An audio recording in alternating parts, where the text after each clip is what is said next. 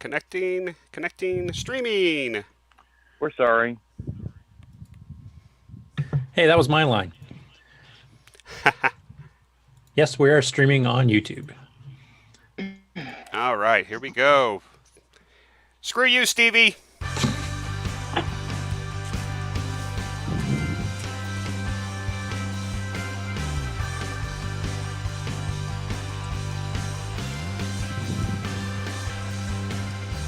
This is CoCoTALK, the world's leading live talk show featuring the Tandy Color computer. Streaming live on YouTube and Roku, available as a podcast and enjoyed the world over. And now, here's your host. Hello, this is Grant Leighty. I'm filling in for the fired Stevie Stroh. He will no longer be on this show. He has left us to go to do the Commodore 64 show. So now you're stuck with me. So have fun with the Commodore, Stevie. Hello, everybody. How you guys doing? No, seriously, Stevie's out doing things with the family. He's being Mr. Mom this weekend. So those poor kids. We'll pray for sorry. Yeah, we'll pray for those kids. So do you mean the commode door? So how's everybody doing today? Pretty good. Today's the day that Bill Gates shows up on our show because I texted him and asked him to join us today. Yeah, I always get those, those guests that just pop in, which makes the show a big hit. Well, we'll see what happens. The numbers don't lie. That's true. Whenever I host, the numbers are extremely high. That's because I'm just a better-looking guy than Stevie is, but we won't go there today. No. It's a Bill Gates, not the Bill Gates. That's what. Yeah. It's Bill M. Gates from Kentucky, I believe. Oh, great. Live from the Kentucky Fried Chicken. Sure, you laugh now. All right. Well, we have a good panel here today. We have, we'll go from the bottom. Richard Lorbiaski. What the hell is this icon? Do you want to explain yourself? Oh, it's just my way of contributing to this dumpster fire of a show. Oh, besides, we're also live on Roku. I have Roku up right now. Oh, good. Cool. Than's Good to know. Richard Thank you very much, Richard. AKA Voice and Tech. Yes. By the way, happy belated birthday. Oh. How young are you now? 31 plus 24. now those in decimal or in hacks? Decimal. Okay. What told me there was going to be math on this show? Pick a decade you like and stick with it. That's what I would say. Right. Well, I'm glad you made it back from Tandy Assembly well. I'm sure the drive back was probably not as fun as the drive there. So. No, it was pretty. It was okay. I mean, they ran into a lot of rain, and then got into Texarkana, and it started snow flurries, but none of that stuck, and I just trudged through and finally got home. Well, good. We're glad you made it back in one piece. All right, Jason, Coco Man, how you doing today? Doing great. Did you survive Tandy Assembly all right? I think so. I'm usually always the last one to know about those things, though. Well, thank you for joining us today, Jason. And then we have Nick from Down Under. He's standing upside down. How you doing today, Nick? Good day, everyone. Yep. Just been sick the last week, so I haven't done much on the Coco. But, getting better now. All right. Well, I hope you continue to feel better. We don't want you to get any sicker. Some say I'm already sick. All right. And then we have Rick Adams right above him.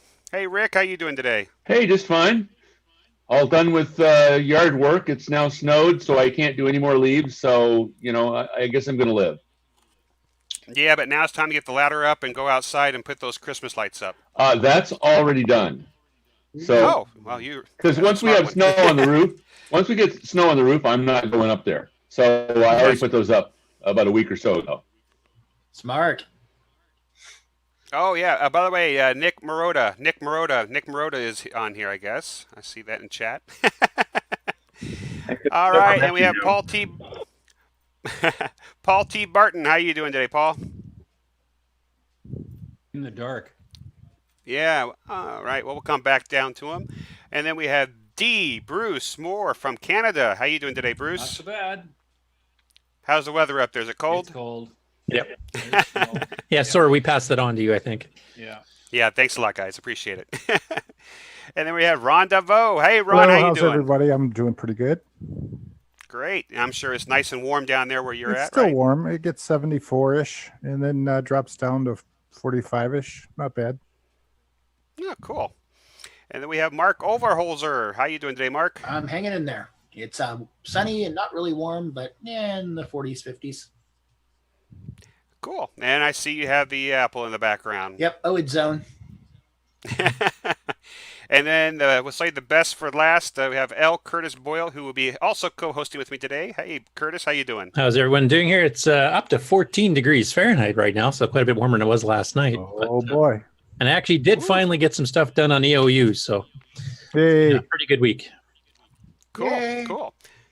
I Before we go on, does anybody have any projects or do they purchase anything of interest or exciting? no. Well, I can say on my case, like I said, I did some work on EOU. So Bill did some testing, and I did some testing and stuff too. And we've now got the boot process fixed that you can now have a large graph drive loaded in, which was a problem on the 609 version especially. It would actually, if you put in drive-wire drivers and stuff, it would crash because it ran out of memory trying to load everything up. That is now fixed. It's fixed on the 639 version, which leaves us room for expansion in the future. And then I've just been going back to trying to find bugs and squash them so we can try to get a much more bug-free release for the end of November. Cool. That's going to be Cool. beta 2. Yes. I've been loading pictures into my Nitrous 9 and, playing them back, looking at them. And I hit the space bar and I get the palette shift. Shift, yeah. If you're using Yeah. View, it will do that, yeah. Yeah, it was cool. I didn't even realize that was a thing. And then if you hit enter, you go through the one by one. Yeah, you can speed and slow down them up too with, what is it, F and S or period and comma? I can't remember. But yeah, you can adjust the speed of the palette shifting too. No, it's like discovery time. I always find new things. It's cool. Cool. Well, and I did get something. I got a couple things that are kind of exciting, and maybe Nick or somebody will know more about this. I won this in the auction. It is Moby Math. Oh yeah, I know think that you one. guys. That And it, here in Australia, Tandy actually was supporting some local products.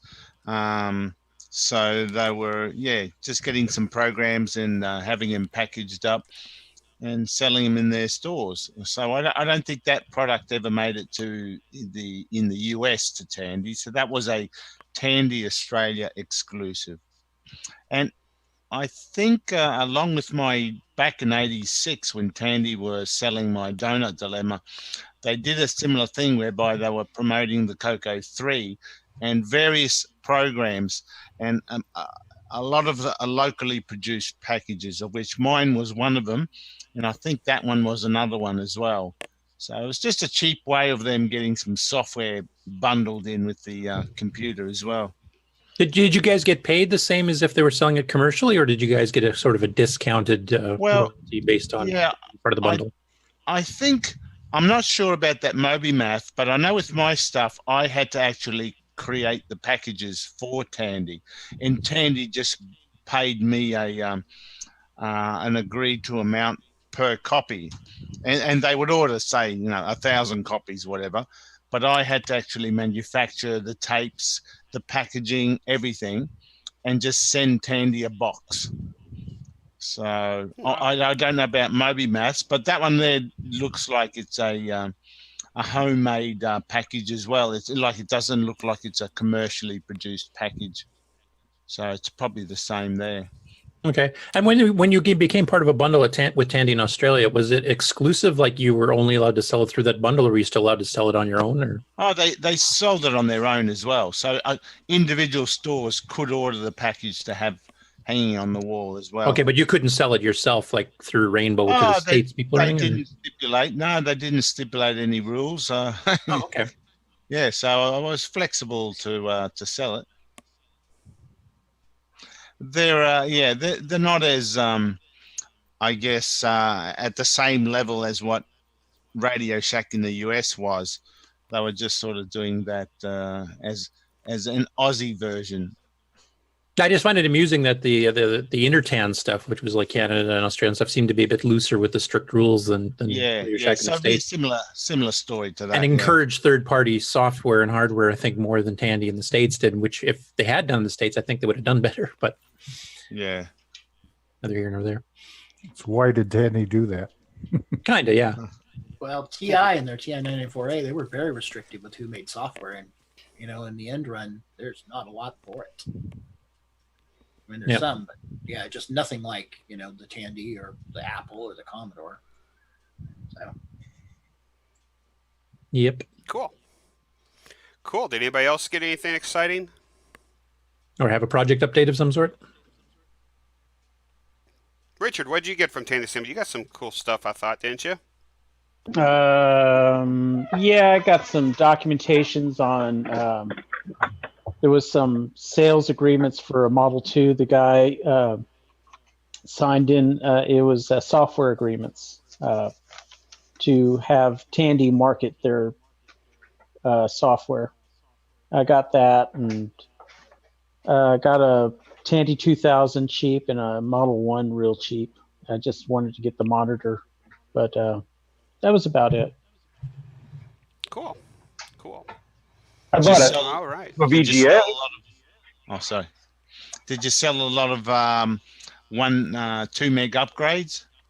Yes, I did. I sold. How many did I sell? I sold 5 of them, which I wasn't anticipating selling a whole bunch of them.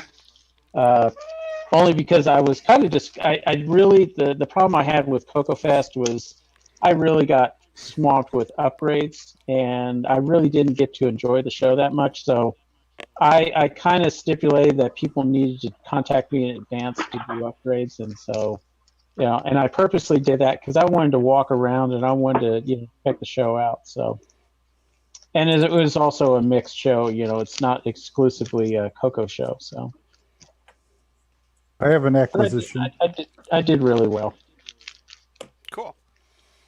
Ron, what did you get? A telephone? Yes, I was able to find this French telephone in a dumpster dive.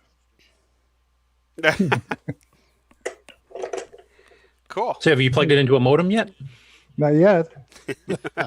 It's got a strange end on it. Have you guys ever seen this end? Yeah, it's European. Yeah, it's European. Yes. No, it's early telephone. No, that's used in the U.S. up until the modular jacks. Yeah, exactly. Was it? Yeah. That's right. Up until the 70s. Yeah, this is a 1960s reproduction of a French provincial. It weighs about I have those outlets in my 15 house. pounds. Do you really? Yeah. Yeah, so that was what I found in the dumpster. The dumpster. I bet that stunk. The dumpster at my mom's house is hoity-toity. Oh. Where she lives. I found a Toshiba TV in there, 23-inch, and it worked.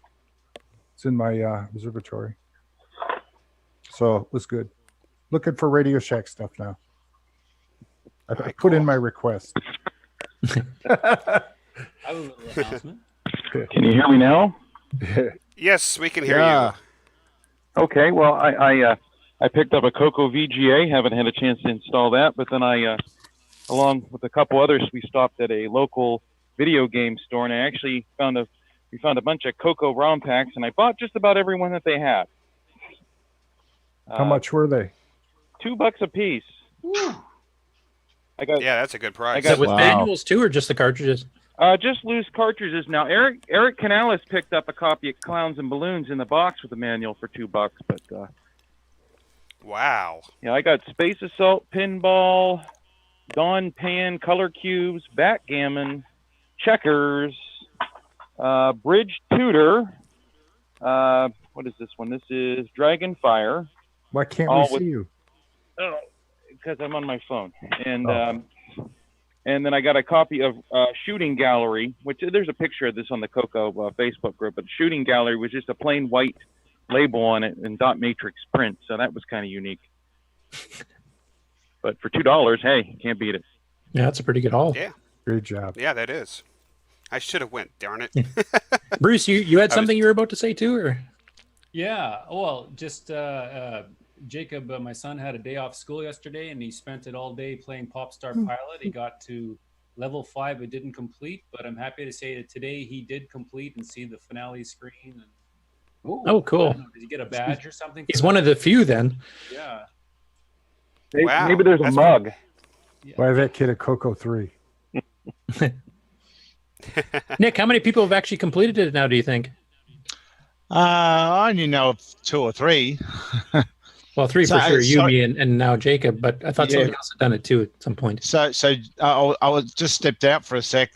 Did you say Jacob made it to the end of 5? Yeah, he did this. There you go. 2 hours ago. Yeah, he has video evidence and everything. So. All right. Cool. I'll have to show us that. Yeah. Cool. Rick, did you have any updates you wanted to inform us about? Just working on my little example 6309 program that someday is going to be Temple of Rom 2, or at least so I fervently hope. I'm just taking it real slow and had a lot of problems and solved them. And, I was calling joystick routine and keyboard routine in the ROMs and having a lot of trouble with that. I was able to do that fine for Temple of Rom in Shanghai, but for this, the video kept getting out of sync and weirding out, and I was curious as to why that was. I knew I could solve it by simply, don't call a ROM routine, but I was just kind of curious as to why that wasn't working. Well, nobody was really curious about that. They're just like, look, just quit calling the ROM routine so that we don't have to listen to you whine about this anymore. So I finally gave up and did that. So nobody cares. So now it's working just fine. And a lot faster too. So right? now, a lot faster, yeah.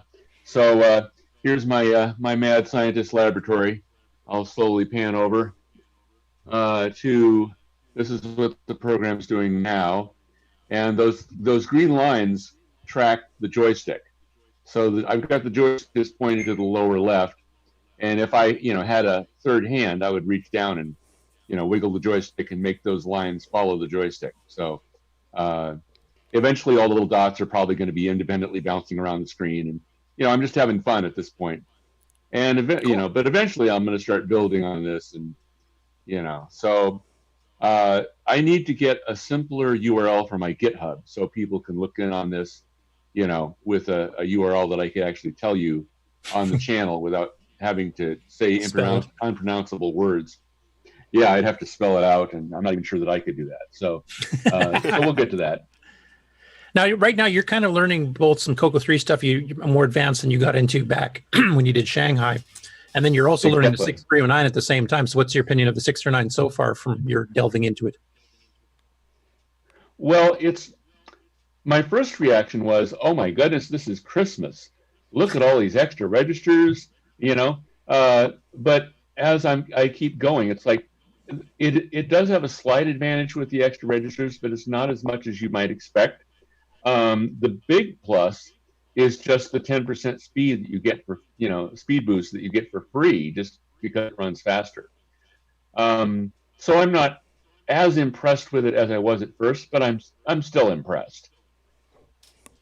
Okay. Yeah, because we've gotten Nick's kind of opinion on that as he's been working on stuff. And of course, mine's been kind of tainted by working on it for 25 years. But right. And Chet, I know, really likes the chip too. And he's been talking about that'll be later in the news section. But I just was wondering what your opinion was since you've been kind of going through it for the first time. Right. And, just the extra instructions will get you some speed, but not as much as I thought. So, I'll take it. That's great. But it's like that part itself is about, maybe, to be totally generous, it would be like about a 5% speed boost. And I don't even think it's that. If it's 2%, it's like, shoot, we'll take it, but mainly the big juice of the whole thing is just the clock speed runs faster. And that's kind of a big deal. So I could run native mode, get the 10%, speed, and not use any 6309 instructions at all and be quite happy. But but you can get more. And I suppose if you're really thinking 6309, you could use the extra instructions and the extra registers more to your advantage than I'm doing at my level of expertise.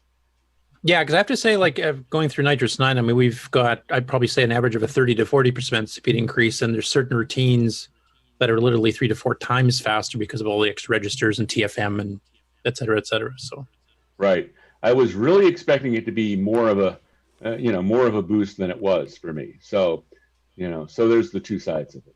yeah, I think you'll find it'll increase in speed as you learn more of it and get more familiar with it, some of the tricks you can do with extra registers and stuff too. So, yep, that is quite possible. It's important to note that it actually doesn't increase the clock speed at all. The clock speed doesn't change. It's the same. It's just it can execute all the instructions in less cycles. So it's more efficient, you could say, rather than actually faster. Mm-hmm. But for me, I'm a big fan of the TFM instruction, solely because it is very compact. It's very fast. To do the equivalent on a 6809 requires lots of lines to do a stack blasting and all that. And then, it works. It comes pretty close, but it just complicates the code. And, you want to do changes. It's a lot of mucking around. TFM is just so simple. Yeah. That really is that one instruction is sort of the star on top of the Christmas tree. Yeah, that instruction alone is a big plus. It also allows interrupts to operate during the TFM execution as well. Whereas if you have interrupts, if you're using a stack blast, interrupts can interfere depending on what register you use. Right. It does muck up your registers, but TFM seems to happen. Interrupts happen seamlessly, invisibly. Mm-hmm. So it and then we have that. So as game designers, we also have the additional, problem that not everybody has a 6309. So it's like, do you want to restrict it to just, to just the elite people or to everybody? So I still view this as the chicken and the egg thing. It's just like, 512K. Yeah. Nobody has 512K. Nobody has a CoCo 3. So do you just write CoCo 1 and 2 games and just ignore the rest of the market? Well, the thing is that the market here is so small that it really actually doesn't matter a whole lot. So, it's not like I'm going to get rich off this. So. I also think once we get a couple of good games for it, like you're working on one, Nick's working on one, Chet's working on one, I think the sales of 639 is a pickup when they see some of the stuff you can do that you can't do on the regular thing. And now we've got people like Richard and Mark that can do the upgrades for you if you're not a hardware solder type guy that wants to try to take out a 40-pin chip and put it in the socket. I think it helped quite a bit getting the sales up. That was a problem we hit with Nitrous 9, and we had to try to steer people towards Cloud9's table even back in the 90s to do the upgrades because I can't do it. Bill could do it, but it would take too long, and he was trying to man the booth and stuff. So I think it's worth it just to get a 6309 just for the fact that it runs not as hot as a 6809. So I think you're going to get more life out of that chip. Yeah, it's 1/10 the power draw, if I remember correctly. Yeah, so that's cool. That was the exact same reason. Yeah, even to last as long as possible. even if I never used the instruction set, it would be worth it just for that. Well, you can always release these things are getting older. You can always release a 6809 version that might be a bit cut down to the original as well. But it's like Curtis was saying, chicken and egg. If no one uses it, no one's gonna. What's the point? You're not going to entice people to move across. So, as far as I'm concerned, I'm going to do a 6309 version, the best I can do, and then I'll look at converting a few of the routines back to 6809, and it may mean I have to sacrifice parts of the game to make it run at the speed I need it under a 6809, but you still do have the option of making a 6809 version. It's just a 6809. Sorry. I'm using conditional assembly. So I can do a 6809 version and I can do a 6309 version. and I can run one after the other, and I could tell that the 6309 one is slightly faster. Yeah. But it's a lot of trouble to put in all of that conditional assembly all over the place, and it breaks up the code. And Yeah. I'm not really feeling it. I'm not really a fan of that. But, so I don't know whether I want to keep doing all the conditional assembly or just say fan it and go with 6809 or 6309. So I'm really undecided about that. So this is sort of an adventure for me, and I'm learning things. And that's just going to continue. And that's exactly where I was too. I mean, I did start doing conditional assembly, but it just got too complicated and all that. So in the end, I thought I'll just do a 6309 version. It's not as if I'm using a lot of the 6309 instructions. I mean, native mode, you can just turn that off. Bang, there it is, 6809 compatible. But instructions like the TFM, wherever I use that in the code, I can come back later and recompile or redo the program, taking out just those bits and creating a 6809 stack blast or whatever equivalent. And, have to tailor the program depending on what the speed drop will be, try to make up the speed as best I can. But yeah, that'll be after the final 6309 version is done. I want people to come along with me, on this and watch over my shoulders. But I'm going to have to put a link to my GitHub on a more sensibly named website, at rickadams.org. So I could put a link on that. So I'm going to do that today, put a link on that to my GitHub. Because if I tell people where my GitHub is, it's github.com/YggdraSillRadio. It's like, what is that? How do you spell that? Can't you sign up for like a tiny URL or something? I'm sure I could. Yeah, or just start up another GitHub with, called Rick Adams, Yeah, that's too simple. That's just what they'll be expecting. The real Rick Adams. No, you need to call it The Scott real Adams. Rick Adams, Everybody yeah. There's too many Rick Adams, it's true. All right, guys, I think we're going to take a little commercial break here, and we're going to talk about Tandy Assembly follow-up. So I know that Jason's going to be leaving us here shortly, and so will Richard. We want to get the Tandy Assembly portion in. Jason, look in the rearview mirror. There's a cop behind you. You're going to get pulled over. All right. All right, we're going to take a commercial break, and we'll be back here in just a couple minutes. We'll return after these messages.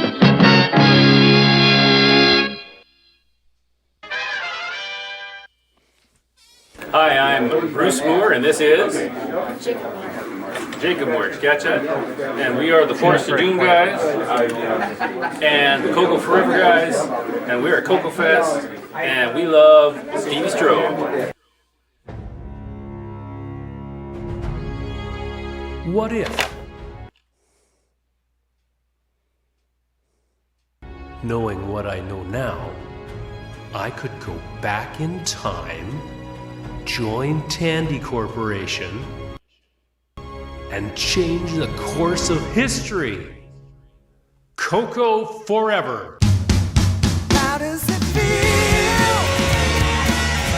I'm still believing.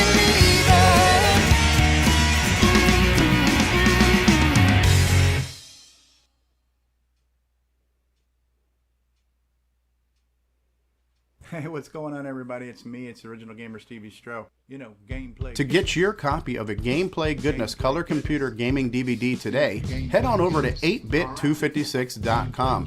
There you will find several DVDs featuring color computer gameplay videos by the Original Gamer Stevie Stroh. So to get your very own copy of a Gameplay Goodness Color Computer Gaming DVD, head on over to the Retro Swag Shop at 8bit256.com and tell them the Original Gamer Stevie Stroh sent you. The Radio Shack TRS-80 put the world of color computing into your home. Instant loading program packs turn any color TV into an exciting game arcade. And there's more. The color computer is an educational aid, a home management tool, and up-to-the-minute electronic information service. The programmable, expandable TRS-80 color computer from $399 only at Radio Shack, the biggest name in little computers. We now return you to CoCoTALK. All right, guys, welcome back. Okay, so last weekend, a few of us, Richard, myself, and Coco Man, Jason, we went to Tandy Assembly, and I just wanted to kind of wrap up the show and just kind of get the last departing messages that everybody had. And overall, for me, I think it was an excellent show. I had a lot better time this year because Stevie wasn't there to harass me. And plus, I had Jason there with me. Coco Man's a lot funner to hang out with than Stevie is, too. So, and Richard, too. Don't forget about Richard, even though he's a dumpster fire. That's right. Don't forget about me. So, anyways, what was so Jason? What do you think about the show? Any parting thoughts you wanted to wrap up with on that? Hey, you know what? Kudos to the group of folks who put that together. That was a great show. I enjoyed the heck out of it. I had a great time, and I had a better time than I had last year because I didn't hear about it till a week after it happened, as I've said many times before. But no, I had a great time. It's a great facility. Has a nice restaurant there too. I mean, I was very happy with the venue. Very happy with the show. A lot of great folks there. It was really nice to meet a lot of people I haven't met. Had some people come up to me that knew who I was that I hadn't met before, so it was nice to meet some of the folks that have seen the show and everything. And it was a blast. I can't wait to do it again next year. What was the highlight of the show for you? Was it meeting Stuart Chaffee? Oh, my picture with Stuart Chaffee. I think that's got to be. It's up there. That's yeah, because that was a very time sensitive issue because he gave his keynote at 10. He was there from like 10 to 11, and by noon he was gone. So but a real nice fellow. I enjoyed meeting him, and that was really cool. Did you get a chance to actually talk to him for a bit too, or did you just get a picture taken with him quickly? I did get to chat with him for a few minutes, and I got the picture, and there was other people that wanted to talk to him, so I let everybody get a little bit of time there. But that was he gave a great keynote. There's some copies of it up there on YouTube. There's quite a few of us that sat there the whole time and held our phones, and so it's out there if anybody wants to watch it. He gave a really interesting keynote also. Can make it. Jason is famous now. Can I be your entourage? Oh yeah, I'm a entourage. Hey, just what can I say? A legend in my own mind. Yeah, I agree with Jason. I think this year was definitely a better year for them. The facility was awesome. I mean, it was nice to be in the same building as the hotel, and plus the restaurant was there. Plus there was a bar there too, so if you wanted to, socialize after the show, you could do so.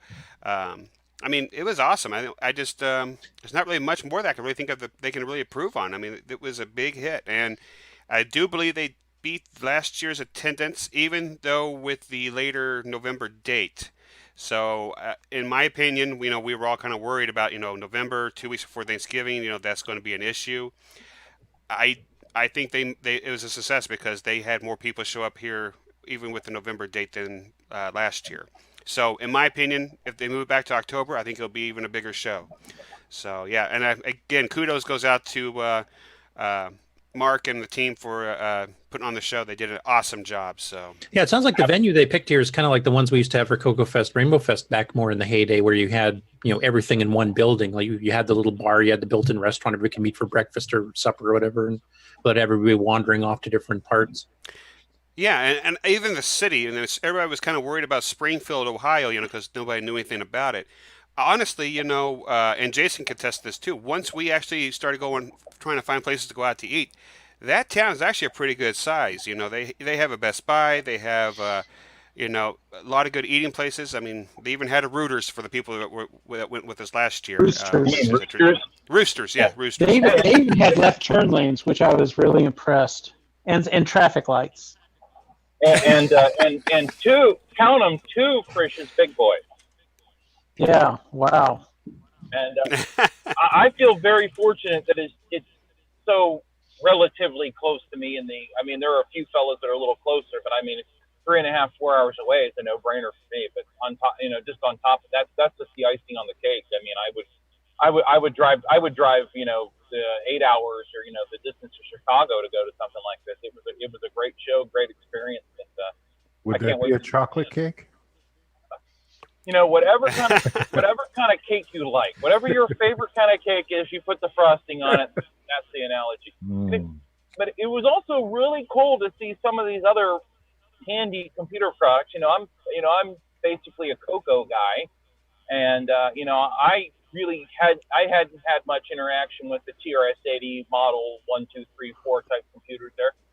It was even cool that I got to see someone running, Nick's Donut Dilemma on one of the TRS-80 computers. So that was really cool, and some of that stuff I'd never seen before, other than in catalogs and magazines and stuff. And Tandy 2000, and there was a lot of neat stuff to look at that I'd never seen before, at least in person. Yeah, it's definitely a good show. Richard, what do you think? Any parting thoughts? I'm just basically chiming in what everybody else said. It was a really, really good show, and the venue was much better than compared to last year's. Ran smoothly, plenty of room. That's what I really liked. It was a much bigger room, so there was a lot more. People can get around, especially with us. We were in the inner tables last year. It was very hard to really do anything because the tables were too close together. But this case, a lot of room. The only thing that I hope they change it is the venue needs to go back to October. November, it's too cold. When I was traveling, I was really worried about the snow, and I had missed. Luckily, I missed most of that. I heard the power was better too. Yes, the power is much, much better. From what I'm hearing, are we hearing that maybe it's going to be an October date next year, or that's what they're shooting for? Yeah, my understanding was as soon as this event concluded, they were going to immediately sign a contract and lock in that October date. So that was my understanding. And just to let you know on the power thing, over last year, they actually hired a professional crew to come in and to lay the power strips and the plugs and everything, which I thought was awesome. So yeah, by the time we got in there, all the cords were down. There was gaffer's tape. It was that was great. I mean, the only problem I had was with my banner falling off the wall constantly, but that's my own fault. Yeah, Neil mentioned that too. And it became like an entertainment thing. See how long my banner sticks to the wall. And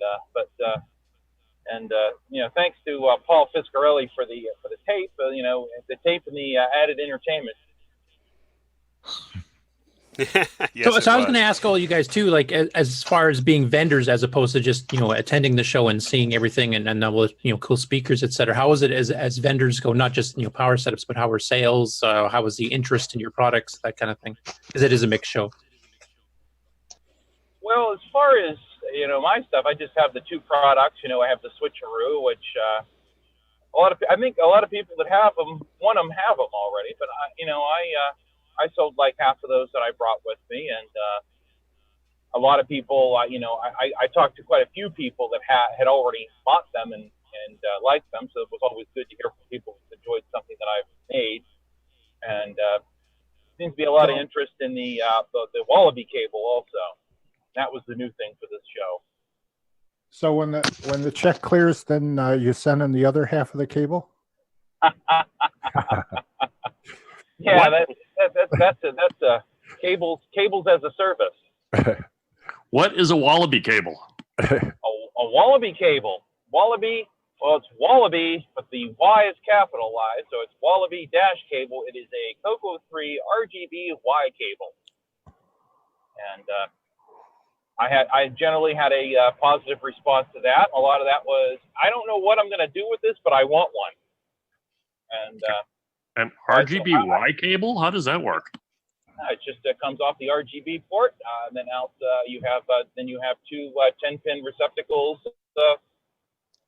on the outside there, and a lot of people, a few people were getting it for, well, that way I can switch monitors without having to unplug my multi-pack and flip my Coco over. And I use mine just when I'm building switcheroos to test them without having to flip the whole Coco 3 over. Very, very simple. They'll be on cocoman.biz here within the next week or so. I just haven't had time to add them. Yeah, I used his. I had the Wallaby cable. I had a CM8, and then I also had an HDMI running together. So yeah, it was useful for me. I highly recommend it. I'm interested. Yeah, I can see where just getting that connector out from underneath the Coco would be handy. Well, that too. Yeah. So, Richard, how was it for you since you were a vendor?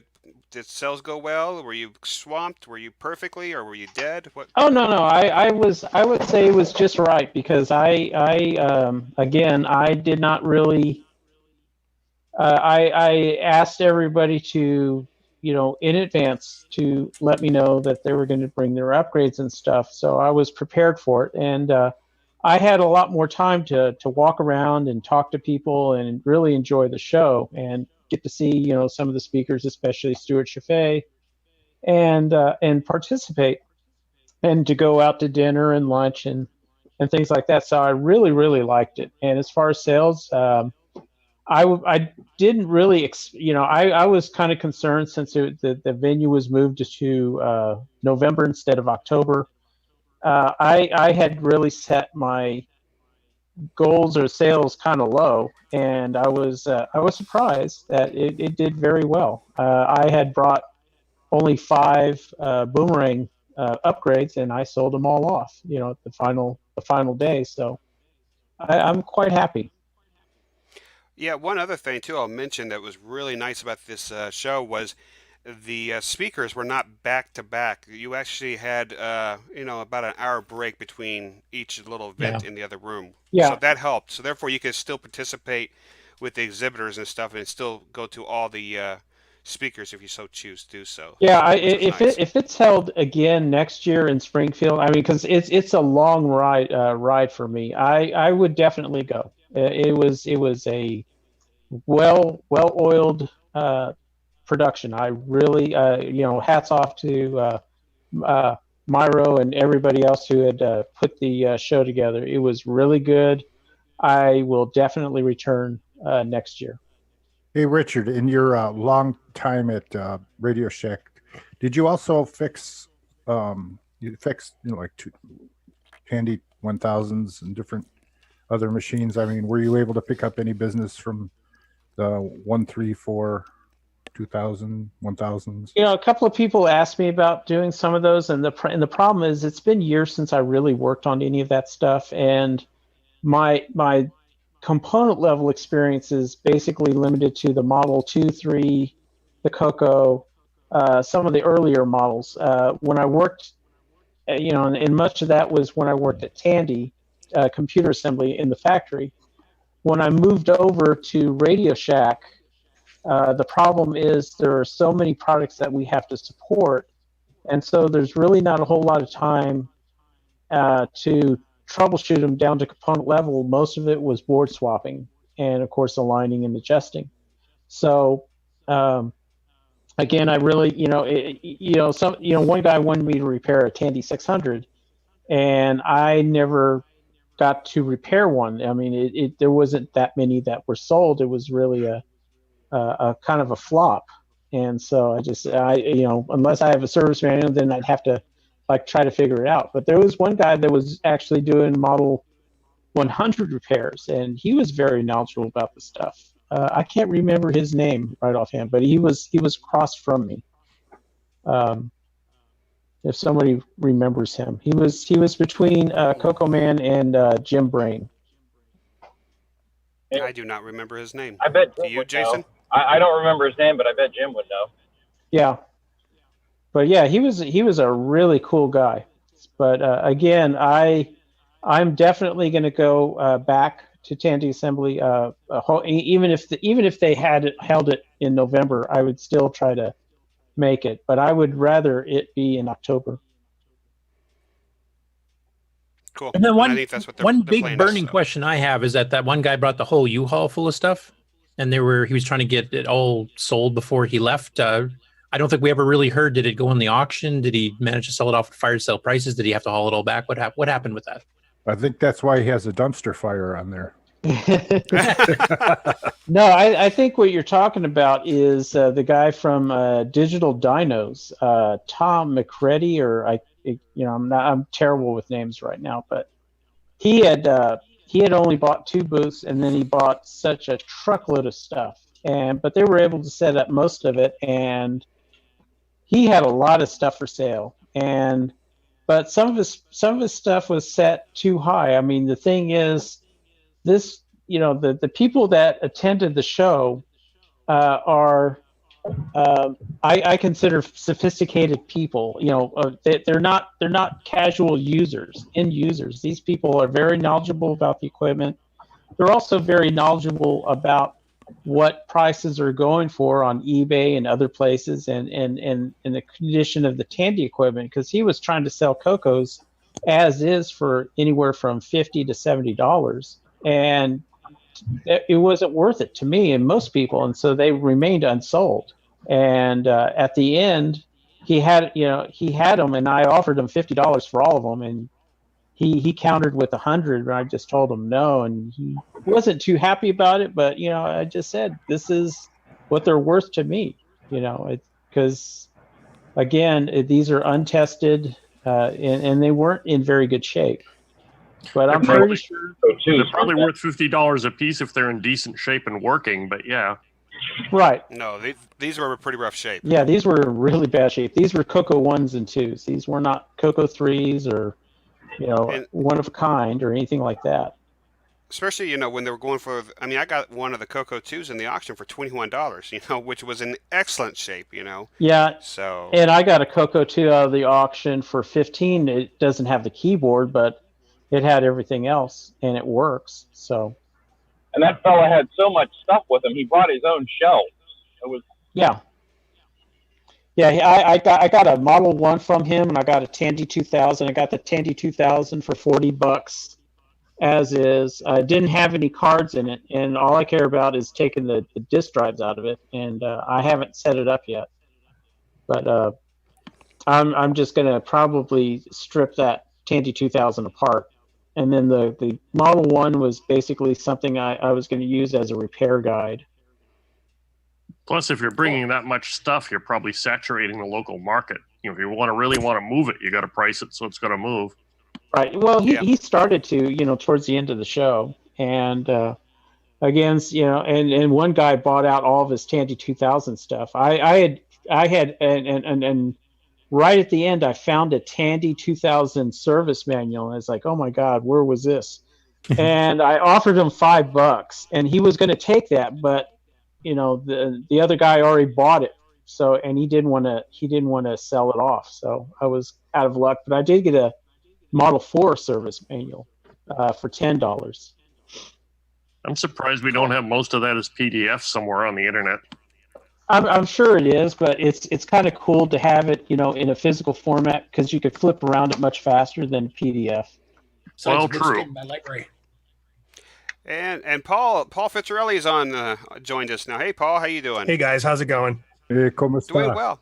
Yeah, so we're just wrapping up Tandy Assembly. Yeah, I heard, and I was just jumping in. I heard you guys talking about Tom McLaren and Digital Dinos, and Curtis. I think he probably sold about 60%, 60% plus of what he brought with him. He did a really good job. I mean, there was a lot of stuff there, and a lot of it was in poor condition, but he started to discount as it got closer to the end. I ended up picking up a Model 2 from him, which I had on my buy list for a while, as well as another Model 2000, and just some parts and stuff, and looking to restore those. But I already got the 2000 up and running, and started to work on the Model 2. So it wasn't gear that was completely destroyed or not usable, but he was asking high prices to begin with, and the people that were there, most folks, as Richard said, they're pretty savvy buyers, and they know exactly what things are worth. So I think people shied away at first, but as stuff started to go, he started discounting a little bit, and some people got some decent deals on stuff. Oh, good. I had a 6,000 once. I really regret having let that go. That's the ultimate Model 2, 12, 16. After the 16, it was the 6,000, and I had the 68,000 coprocessor board, and maxed memory and everything. And at this point, he had one of those for sale. A 6,000. Yep, he did. Yep, he pretty much had almost one of every of the earlier models of the TRS-80 line of computers. Better than me. Paul. How well did your banner stay up on the wall? I got a lot of about mine falling down. So I know you're driving, but I posted a note just a few minutes ago about the hourly re-raising of the banners as a new tradition for Tandy Assembly, because the duct tape I brought was pretty sturdy duct tape, and it still wasn't up to the task of keeping those on the wall for any extended period of time. I've already purchased command hooks and put it in with my banner, so I'll have them. Yeah, I think those will probably work a little bit better. I think those will probably stick a little bit better. Yeah, One but bad thing is to what we'll have to do now, though, is put some motorized with cables, so the banner can fall once an hour and then raise back up again. you don't want to pull tape off the wall and then pull the wallpaper off. That would be terrible. Expensive. The command hooks are designed to be temporary attachments. That's what Steve Bjork uses. Yeah. So, Paul, what was your overall feeling of Tandy Assembly since from last year to this year? So a couple things with it. I think for me, knowing what to expect and getting there, and kind of getting settled in quickly, definitely helped. And overall, my experience, I was much happier with this year's Tandy Assembly than last year. Nothing bad last year, but my overall experience was pretty good. I didn't bring my son with me this year, and he was 6 last year. So not having him with us, I think it probably freed me up to do a little bit more than I did the last time. So I think that probably helped to some degree. But overall, I think, as you guys had already mentioned, the venue was incredible. I really liked the venue. And having access to all the amenities was really nice.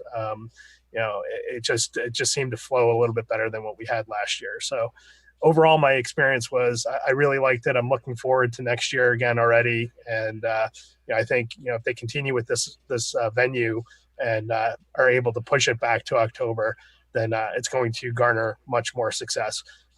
Even with the numbers of folks that didn't make it this year that were there last year, I think we still surpassed the attendance numbers. So if those folks, for whatever reason, are able to make it next year, and we still get that continued success of people that are repeats, I think this event will continue to grow. I think last year was the first one, right? It was. Yeah, so probably you're picking up people that have heard about it, that didn't hear about it last year, and now they're finding out what it is and showing up. So yeah, maybe. Yeah, there was a couple vendors that didn't make it this year that were there last year, and I'm not sure why. One of the big ones was Alan Hightower, because he had the complete Tandy PC line, and he had that huge display. But I think there was one or two others, but some of the big people that couldn't make it this year, obviously Stevie, John Linville wasn't there, Boise Pete wasn't there. And I think, next year, having them there will, definitely help with the event and make it a much more enjoyable event as well. I was not there. That's right. I You loved weren't it. there. I'm sorry. I didn't even see you there. That's fine. Yeah. No, that's fine. I was there last year. It was a really great show. I really wanted to go this year, but last year it cost me like about $900 because it's like 2 states away from me, Sure. and I'm driving, and I have to stay an extra 2 nights because I can't do it all in one shot. The trip, so it was just too expensive. But boy, I did want to be there. Yeah, and I can definitely relate to that. For me, it was I didn't make CoCoFest, so I made it a point to make Tandy Assembly. I'm hoping to make CoCoFest, but 2 a year, it's kind of costly. I mean, it's something that's not insignificant for most folks. So if it's a situation where you have to choose one or the other, I don't know. I mean, I don't have a frame of reference on the later CoCoFest. Again, I haven't been to a fest event for the Coco since Rainbow Fest back in '87 in Princeton, New Jersey. So, but I'm definitely going to try to make CoCoFest this year, just so I have that as a comparison. Hey, Paul. Yeah.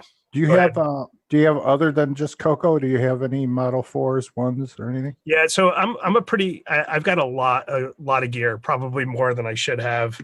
I've got a few Model 3s, Model 4. I just picked up the Model 2. Got a couple Model 2000s. I've got the Cocos. I got MC10s. And on the other side, I've got Commodores. I've got Ataris. I've got some of the older 8-bit systems. I've got some MITS Altair. I've got the IMSA 8080. I've got a lot of legacy stuff. Some K-Pro, some Compaq. I've got a lot of stuff. It's just crazy. I was going through it the other day, and I just can't believe how much I've collected over the last few years. Now, Paul, is all yours in a garage too, like yeah, like Ron's? Yeah. So most of it runs actually, and that's it's one of those things where my goal is not just to have it, but to have it and play with it. So part of the joy that I get from the collecting is actually restoring and getting things running. And actually, one of the things that I just dug out that I've been playing with is the Vectrex, and that's because of the last couple of episodes that we've had, and I love playing with that thing. So, but again, the fun for me is getting this stuff up and running, playing with it, and it just enjoying the nostalgia of when I was growing up. So. But not only do you have the machines, but having software for it also takes up space. Yeah, to some degree. For a lot of the systems, I do have some of the legacy storage, but for like the Model 3 and 4, I just picked up. I've got the Fred device that I picked up from Ian Maverick a year or so ago. At the show, I also picked up a Mies, which is Peter Bartlett's storage device, and it also has the network interface on it as well. So I'm looking forward to playing with that. The Atari and the Apple stuff that I have, I've got some SD card storage options for those as well. So having those definitely is a huge help of not having to rely on legacy discs and tapes and that sort of thing. And that's what's good about Tandy Assembly is when people go there, they get excited. And you could actually, if you just have a piece of the hardware, you can get into the software right away, which is great. Yeah, absolutely. Yep. If you got a Model 4 back in the past, you'd have to go hunting for floppies somewhere. Yeah. If you touch base, if folks do have those systems, if you touch base with the Trash Talkers, Pete Satinsky, and even Ian Maverick, Randy Kindig, and Pete Bartlett, they're usually more than happy to set you up with any media that you need for those. Actually, Pete is going to put together some discs for me once I get this Model 2 up and running, some 8-inch floppies, so I can get that booted and start playing around with that. I've got a bunch of the software for some of the software, at least for the two that works that I've been running up on MAME. Okay. So if you've got a way of transferring that somehow to the actual media, if you're missing something, maybe I can get you at least an image of it. It'll be up to you to figure out how to write it to a physical disk, though. Yeah, that with the Model 2, that's a little bit of a challenge because of the 8-inch floppies, if there's a way that I can possibly transfer it over, but I'll figure something out with those. You know that you can, the 5 1/4-inch high density floppies are electrically in many ways equivalent to the 8-inch floppy. Yep. And you can rewire those. You can do an adapter. You can rewire a 5 1/4-inch high density to function as if it's an 8-inch double-sided disc. Sure. Cool. It sounds like the show was a great success. It sounded like almost everybody that we've heard from so far has basically said it was better than last year. So, which isn't a knock on last year. Last year was the very first one they ever did, so they were kind of just learning as they went. So, it sounds like a very successful show, and everybody wants to go back. So that's good news. Yeah, it was, Curtis. And the only thing that I'm curious about is, to me, last year was this year was a little bit better than last year. How do they measure up next year? How do they continue with that success? I mean, that's a challenge for them. They did a great job, getting, Stuart Chaffee in as a keynote this year, and Don French last year, and who do they get next year to outdo that? Even that, I mean, that's a challenge. So the committee definitely has some work cut out for them, but I'm sure that they'll rise to the challenge. They're doing a great job with it. Oh, I was gonna share one of the photos that I took at Jim Brain's booth here. So see if I can do this. While you're doing that, Jason said he has to go, and I just wanted to thank Jason and those others that took the time to video at the show yesterday or last week and share that with us. Happy to do it. But yep, I got to run. It's been great, and I'll catch everybody next week. Thanks, Right. Jason. Later, Jason. Bye, Jason. Take care, Jason. All right, nice airport shot here. No, that's not the airport. That's the booth of Jim Brain's Retro Innovations. This is warranty service. The line. Please take a number. Take a number. Serving 99. That's funny. Actually, I think that's returns, isn't it? Well, he does warranty and returns. And it was kind of cool. A lot of people were up there. I was able to save a lot of shipping from the DAP boards I've been sending out. I was able to put the replacement boards into a lot of hands for people up there, even though there wasn't a line like that. So.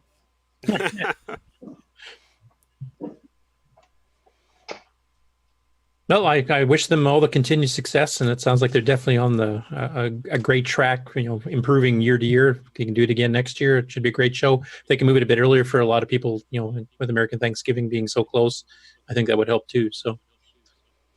Yeah, and I think they will. I think they definitely will. So. Well, thanks for all of you for who were down there for reporting on it today, and also for the videos that were taken of like the keynotes and wandering around the booths and some of the live coverage we did last week too, when you guys were wandering around with the phone cameras and stuff too. It was great for us that couldn't make it down. Was there any other recordings besides Mr. Chaffee that you can watch? Are they on YouTube? Pete Satinsky, one of the founders and the chair of Tandy Assembly, I think he did video of all or most, if not all, the other speakers, and I think it's just going to take him a little bit of time to process the video and get them posted. I'm not sure where he's going to post it, but I do remember him saying that he had some video that he was going to post at some point. So that'd be cool. Keep an eye out for those. Those will be, I'm sure, widely shared across the community when they're ready. Yeah, they have a YouTube channel. I'm looking to see if they have anything out there real quick. Oh, there was a couple of cell phone videos of Grant really making a fool of himself in the bar, but I wasn't going to mention that. Hey, Grant. I don't frequent sites like that, so. Go ahead. I'm sorry. Go ahead, Mark. Hugo joined us, just so you know. He hasn't been on in a while. Ah, yes. I think he's got something to show off. That's why. Yeah, that's why. Oh, that'd be cool. All right, cool. Well, we'll go ahead and run a commercial, and then we can, if you guys are cool with it, we'll go ahead and talk to Hugo. And yeah, he's part of the news anyway, so we can start the news segment with him, and he can kind of give us the update. All right, cool. All right, we'll be right back after these messages.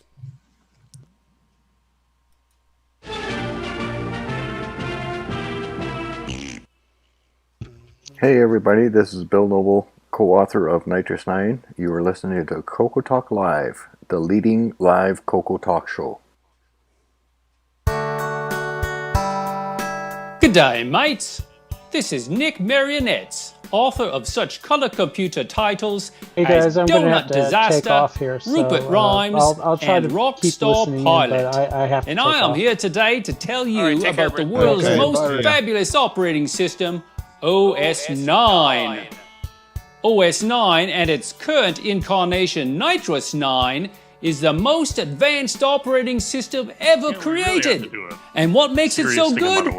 Ease of use.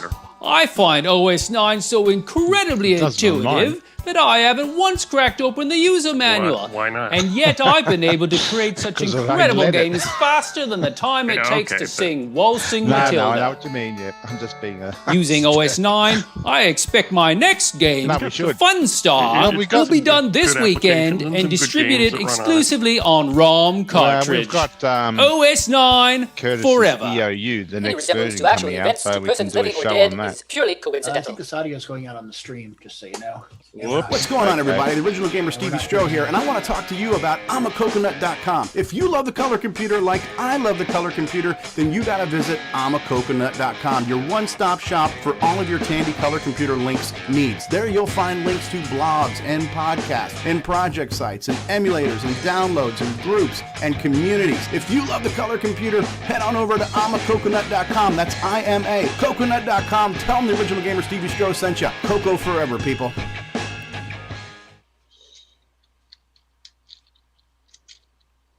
It's a Radio Shack Merry Christmas. This year, I needed to give a real family pleaser. Honey, please help me with this budget.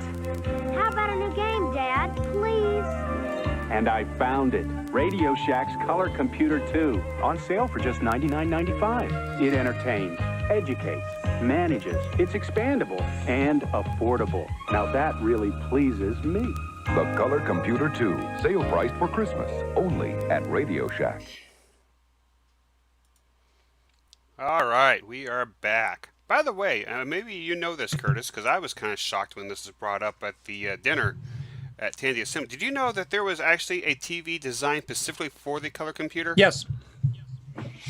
Yep. It was kind of, if I remember, it was a wood grain side and had the push buttons for the channels. It didn't have the channel selector. Correct. Yep. I did not know that. Yep. They used to demo it in the stores all the time. So how much was it? Do you remember? Was it more expensive than the color computer? Yes, I believe so. Or pretty close to it. Was it like $400? Yeah, I mean, it would have been about $550 or something here in Canada at the time, but I seem to recall it was pretty close to the price of the Coco itself. Most decent sized color TVs were more expensive than the Coco. Yeah, and there's a 14-inch, wasn't it? I believe so. I think so. I had a picture recently on Facebook. Maybe Ron has one. Ron, do you have one of those? No, I do not. I think a lot of I got- Cocos. We actually, A lot of Cocos. I got an RCA. I got an RCA color TV that looked like it was like the same one, just it had been branded for Radio Shack, and it was like 150. It was something smaller. They used to make the Model 1 monitors were TVs too at one time. I think they were black and white though. I think a lot of Cocos just got hooked up to whatever TV the person had. Yeah, that's what most. Yeah, I don't think I knew anybody in Saskatoon that actually had one of those TVs from Radio Shack. We just hooked up to whatever they had. Yeah. I don't think they sold for very long either, if I'm not mistaken. A couple of years at least. I do remember them. I think they were still around even at the beginning of the Coco 2 era, like about 83 maybe. Cool. All right. Well, we will go ahead and Curtis, I'll let you run with this one with Hugo and the news because you probably know more about it than I do. Well, Hugo might have updates too. So if you want to bring up the posting on Facebook there and share it on the screen for everybody to see. But Hugo's been working on his game, so he's got a bit of his sprite compiling working. And he has a little demo video there. Plus he has a layout of some of the tiles and stuff as it's being displayed. So, Hugo, did you want us to just play the video and you want to talk over it, or do you have anything updated even beyond this? Or well, hi. I hope you're hearing me correctly. Yeah, well, you can show the video. Really, it's not much. It's just to show that I am indeed compiling a very large number of pixel data. Of course, I currently cannot display much because the routines to display levels are being written. I guess I'll have something more advanced next week. But really, everything's working. I'm loading a very large amount of sprites and tiles in the Coco. In fact, all these sprites and tiles are compiled with the code. And they don't take up much space. We're talking 19 kilobytes for all the game's graphics. If you look at the image I've posted later, it shows all the sprites. Yeah, click on the picture in the bottom there, Grant. This one here? No, up where the video was, but the image below it. I don't see any video. Maybe I should watch. I was hoping it would zoom up more than that because that shows off some of the tiles and sprite shapes.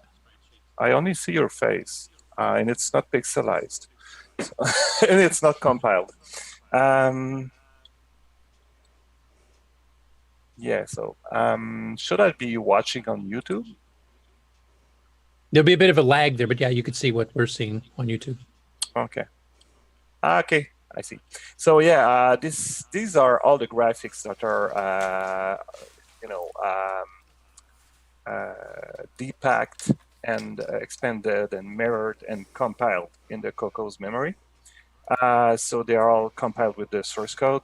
It's a lot of graphics actually. Now there was some discussion regarding the fact that some of the golden bricks or blocks to the right look a lot like blocks from Nintendo games. In fact, there are about 16 of them that are modified versions that I took from Nintendo sprite sheets, but I intend to replace them with something else, or modify them some more. All the rest is original art that I draw pixel by pixel. So all the sprites are your own work? It's just the tiles you've borrowed? Yeah, it's just like 16 of these tiles that I modified, altered from Nintendo art. All the rest, it's stuff that I've drawn over the last year. So all the monsters, all the character sprites, all the objects. Very impressive. Fireballs, the waterfall. It's very tiny on the screen, unfortunately. I wish I had posted a bigger or scaled up version. But really, it's looking good up to now. Now I'm working on tiles and background variations. I've already written the code. It wasn't very difficult, but it allows me to use different versions of the background and foregrounds under either by pixel replacement or just by changing the palette or both. So, for example, in the underwater level, everything will have a bluish tint, but at the same time, I want the background to stand out. So the background will have a rocky look, grayish, so that the all the water will be visible. Not everything will be 5 tints of blue. So there's lots of artistic work required when you work with such a limited amount of colors from a limited palette. For example, you don't have many dark colors, and that's a problem. If you want to design backgrounds, you have to make sure what you draw in the foreground is quite bright, because you can't have any, for example, any darker tint of green. The darkest green I can get is still not dark enough for my liking. But if I was programming on an Amiga, I would have like a super wide palette with thousands of colors. I don't remember how many, but that's not the point. I like the Coco tree because it's just powerful enough to give you the possibility to have this arcade look, but at the same time, it's quite limited. So there's still a big challenge, and I still need to when I compile sprites. There were questions about that. What's a compiled sprite? Well, you take the pixels from the original sprite, the original little rectangle, and you transform them into the code that is used to render them. So it's very fast because you don't have loops, you don't have decision logic. It's all very straightforward. But at the same time, I chose to have pixel level transparency. So even though I don't render the transparent sections of a monster, for example, there are places in the sprite where you have 2 pixels per byte. So let's say the left pixel is transparent and the right pixel is solid. You have to apply a mask, load the background, merge it with your pixel, and write it. So that's many steps that need to be generated when you compile the sprite, so the code gets much bigger. For example, I've calculated that most of the times the compiled version of a sprite will be 5 to 6 times as big. So it's using up large amounts of memory. So I wrote memory management routines that help writing streams of bytes to different areas in the CoCo's extended RAM. Right now, the compiled sprites are using up 192 bytes of RAM, so I have plenty of memory available for all the rest. I've not stretched it, And one of the problems I had with the previous iteration, because it's the 3rd time I restart this project, I was not happy with the results. There are things I didn't know in programming. I've got lots of help from many persons. But one of the issues is that if you want to use that 320 by 225 pixels screen, you use up 5 pages of RAM. But you have only 8 pages to work with in the CPU available RAM. You have to map all the other pages you use to these 8 pages. So how do you manage that? You can't say, okay, I'm gonna map all the video pages that I use for my game. I use 5. I have only 3 left to do all the rest. That's not practical.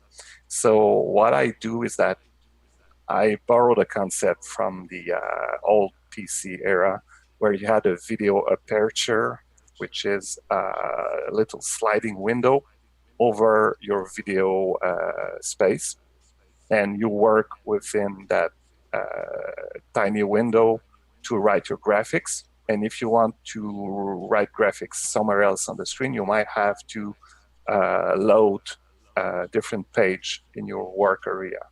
So, and if it's done properly, it doesn't induce lots of overhead. And you have to write your code to work with scan lines or little blocks.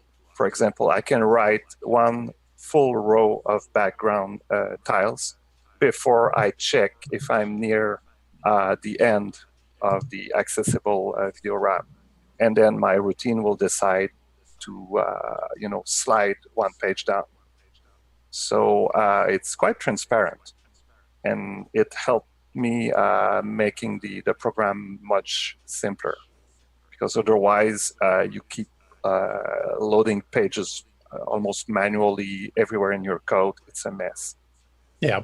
So I have 2 pages for video, 6 and 7, and 2 pages as a work area, 4 and 5.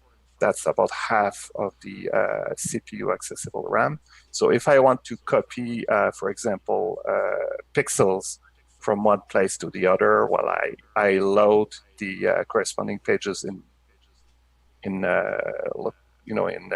CPU pages 4 and 5. I load the destination in 6 and 7, and I just have to copy from source to destination. It's very simple.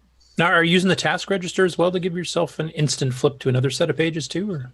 I haven't used them. Simon is calling me chicken for not doing that. I might do it eventually to do the the page flipping for double buffering. Double buffering, it's already implemented, but it's not optimized right now. And I have like double buffering to do so that the graphics won't flicker, but will be a game that will smooth scroll down. So, oh my God, that requires lots of RAM if you scroll down, more than if scrolling horizontally, because if you're scrolling horizontally, you can use the extended, how's it called? Horizontal. Like horizontal scroll thing. Register and stuff. Yeah, so you can make sure you're drawing outside visible area, and you have always a seamless image. If you want to have a seamless image while scrolling vertically, it's much more difficult.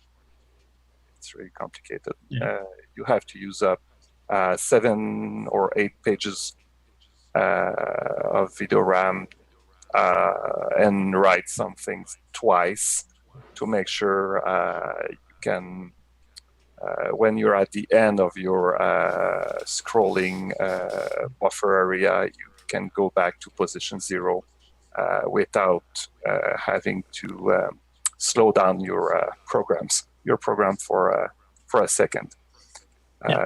It's really hard to keep a constant speed and not have anything that alter make the graphics less smooth. But up to now, it still looks feasible.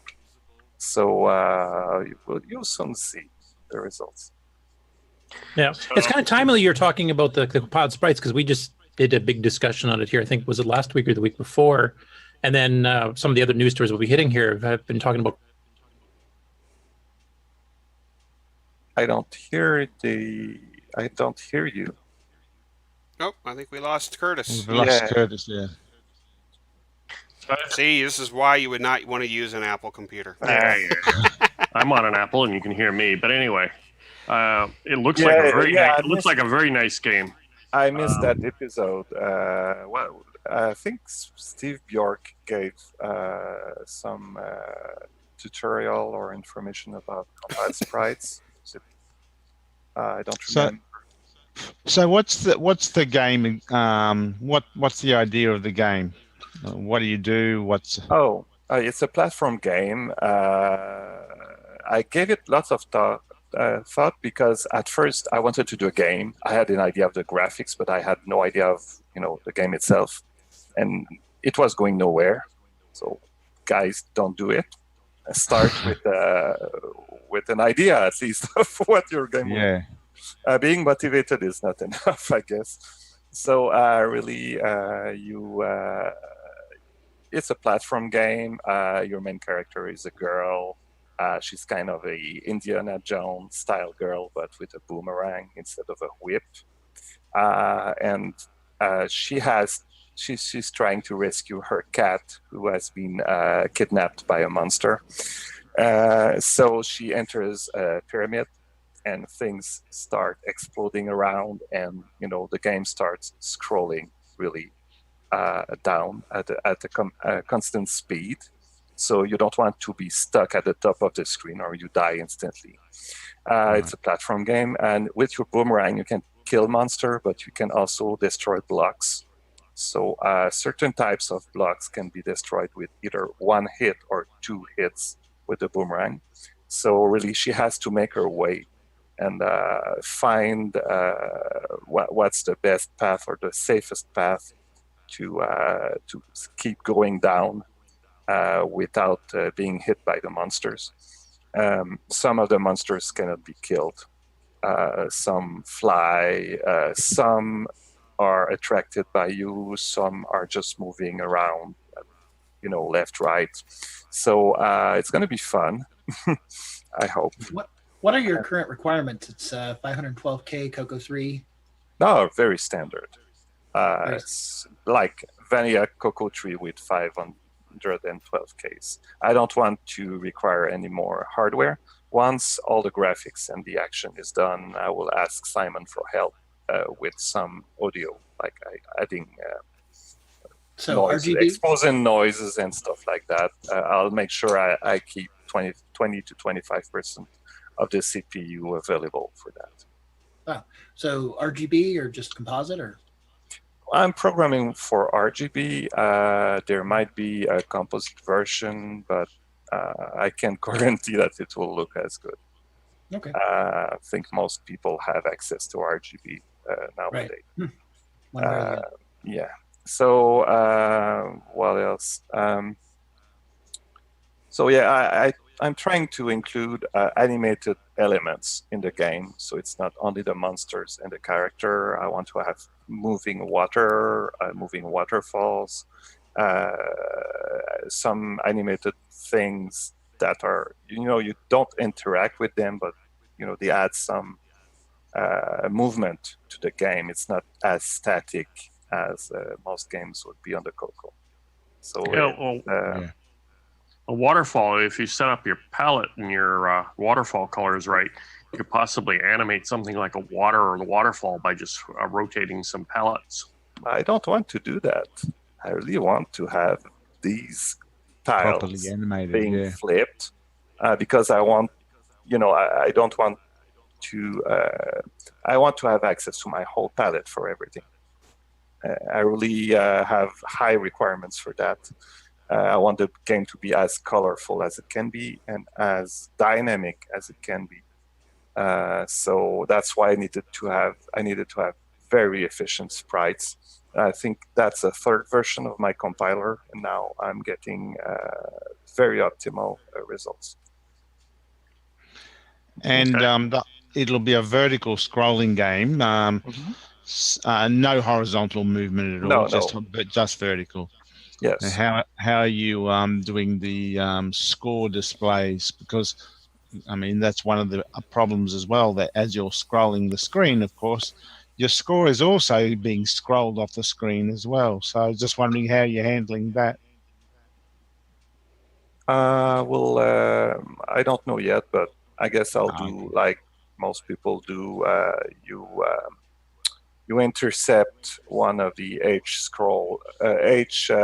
sync interrupts, and you move the display pointer to a special area where you have your little panel for the score. I might just do it. I don't know. Yeah, I'd have to check. I don't think you can actually split the screen vertically, but horizontally you can. But yes, and that's it's too bad. They could have included so many more features in the Gimme chip. You start to think, they could have included like built-in horizontal or vertical splitting and stuff like that, but that would have made the API quite complicated, I guess. Yeah. If you want to split the screen vertically on a horizontal line, one of the things you could do is, like he said, count the horizontal line scan interrupts, and at a certain point, flip screens every time on a certain line. Yeah, I don't know if you can do that. You'd have to check with someone like Sockmaster, but I don't think you can do it vertically, split it that way. I think there's a limitation there.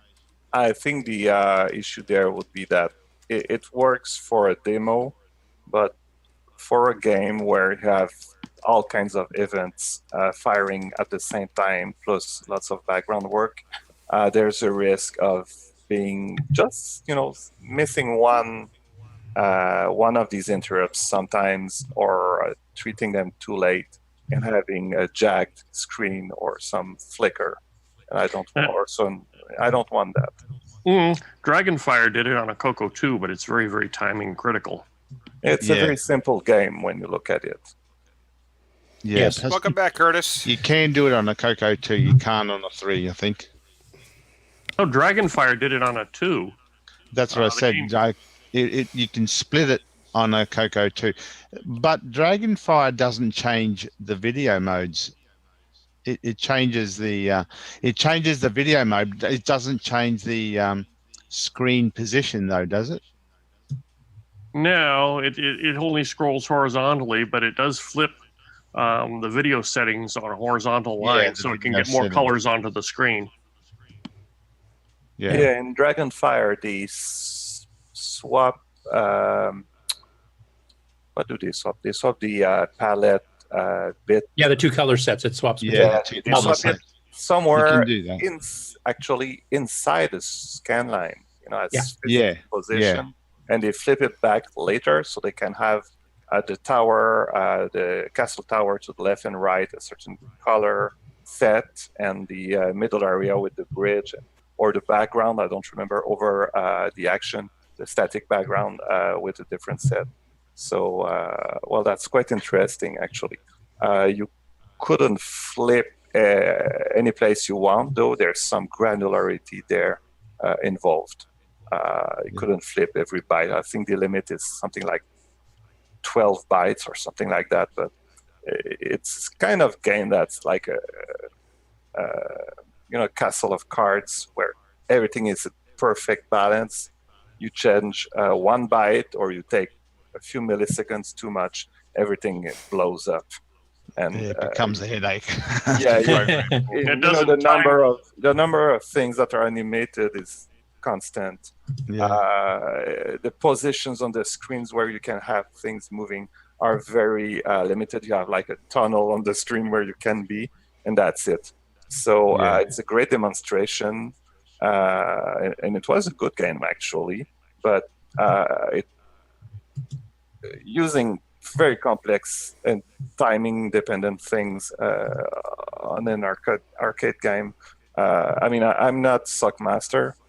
I couldn't pull that off, so I'm gonna play safe for this and try to find the algorithms instead of the tricks to do my work. My apologies to everyone here. We just had a power failure, which is why I suddenly disappeared mid-sentence. So, and guys, I will have to drop. It was a pleasure to talk with you. I'll give updates of the game. It looks like it's going to be a good game. Just let me tell you one thing: Nintendo's going lawsuit crazy recently, so make sure you redo and remove those Nintendo-like tiles and replace them with something else.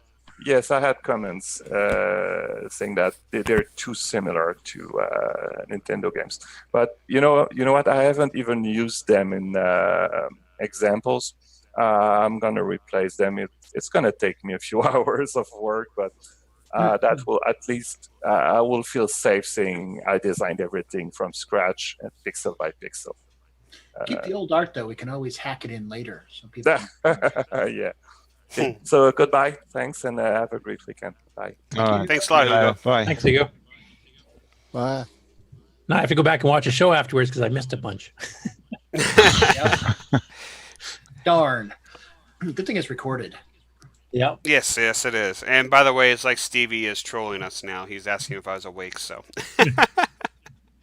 All right. Curtis, I'll let you pick up where we left off on the news here.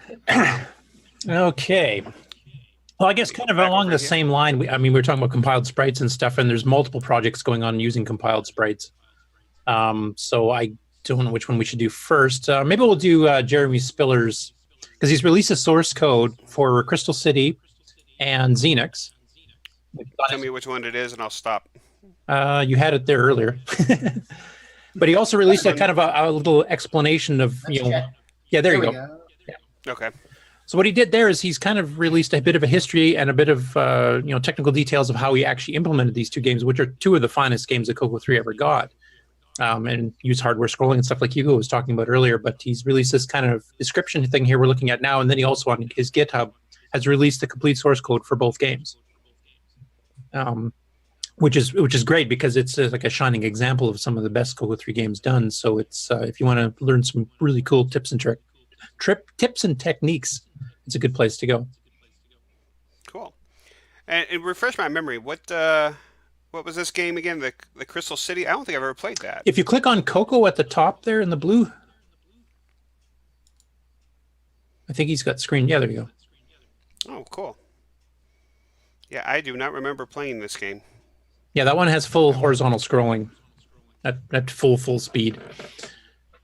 And the Xenix is kind of like a Galaga Plus, I guess you'd call it. Cool. I might actually have to download this and play this today.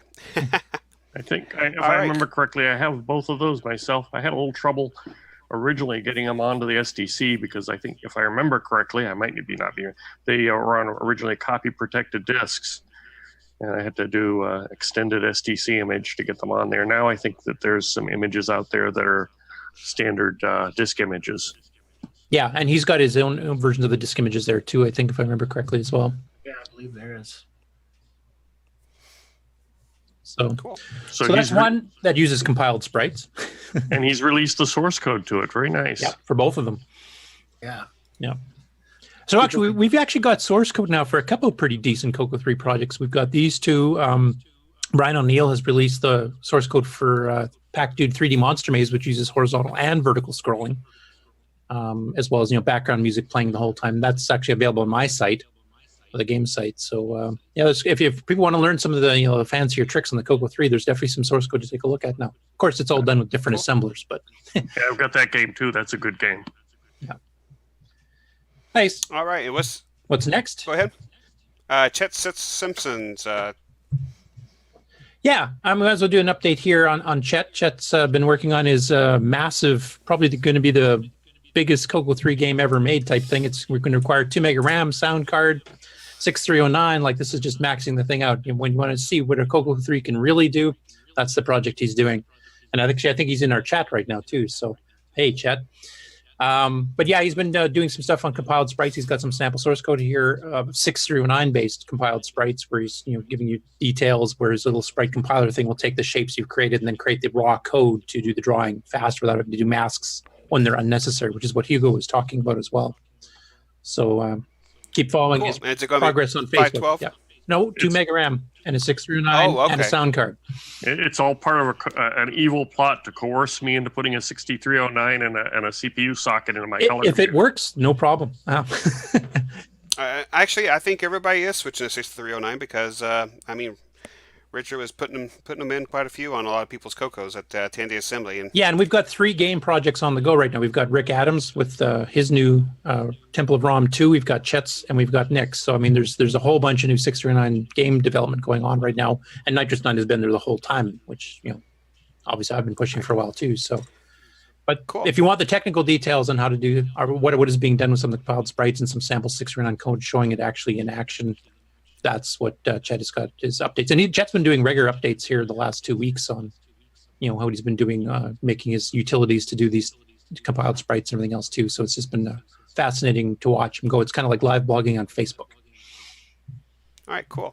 And we'll go back here to Paul Thayers. Yeah, speaking of source code, Timberan, which was Paul with some help from Simon, he released an update to the game itself here where he changed the palettes, I guess, when the Jason from the Friday the 13th character shows up. So it kind of makes it more of a moody Halloween-style palette, darker palettes and stuff instead of this brightly lit forest. And at the same time, he decided to release the source code for that too. So when it's commented, and then it was, I think, if I remember correctly, it was his first major 6809 project, like his first machine language project. So you get to kind of see, comments from him and Simon and stuff on trying to get the game running faster in certain parts. And he's released a source code for Timberman itself, so you can actually download that. And that's another, Coco 3 game project you can now see the source code for. So anybody wanting to learn to do games on the Coco 3, this is the perfect time because now you get a whole bunch of example code, and most of the authors are completely, willing to share their ideas and answer questions and stuff too. So you can actually ask, the people that actually wrote these games, as well as look at the code and learn it that way. So cool. Great time to be doing this. Lots of talent. Yep. All right, and this is. I was going to ask, is Bruce still on? Yes, he is. Bruce. Hello. Hi. We've got the video queued up. If he scrolls down a bit with him getting to level 5, has he posted the one where he actually made it through? Yes. Yes. Is it in that same link somewhere? Nick's comment there, right at the bottom there. Nick says, "Did he make it all the way?" If you follow that little sub thread there, I think you get to see that part there. Yeah. All right, let me hit the play button.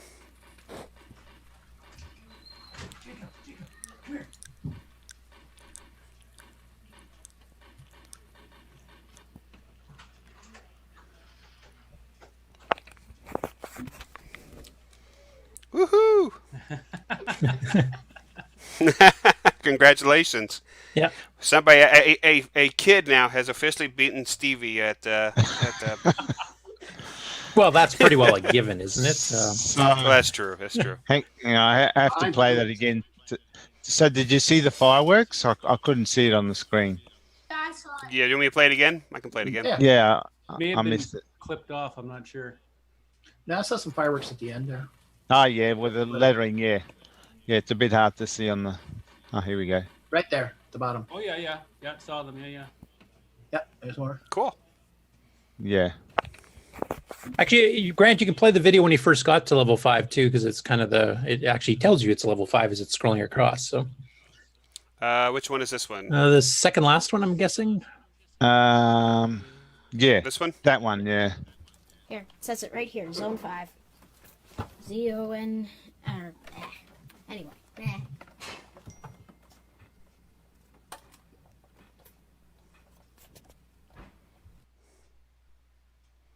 Cool. And I don't know how well it comes across in the video here, but on if you're playing it on real hardware, he's actually palette flipping between there's flips and stuff. So there's actually more than 16 colors on the screen at It once. says it right here, Zone 5. Z-O-N... Anyway. Yeah, I can't remember if that's... it's been a while. Now I'm challenged. I might have to solve this thing on Thanksgiving. Well, tell your son congratulations. Oh, he's right here. Oh, actually, there he is. Congratulations. Yeah, we were trying to remember who else actually won it. I know Nick's won it. I've won it. There was one other guy. Yeah. Not too long after it was released that won it, and Jacob. So I think it's just 4 or 5 that have actually made it. Paul, have you won this one yet? Paul Fertrelli? No, I haven't. I think I made it to level 3. That's about it. All right. Well, I think we have a challenge then. Thanksgiving, you and I. We'll see who gets there first. We'll live stream it.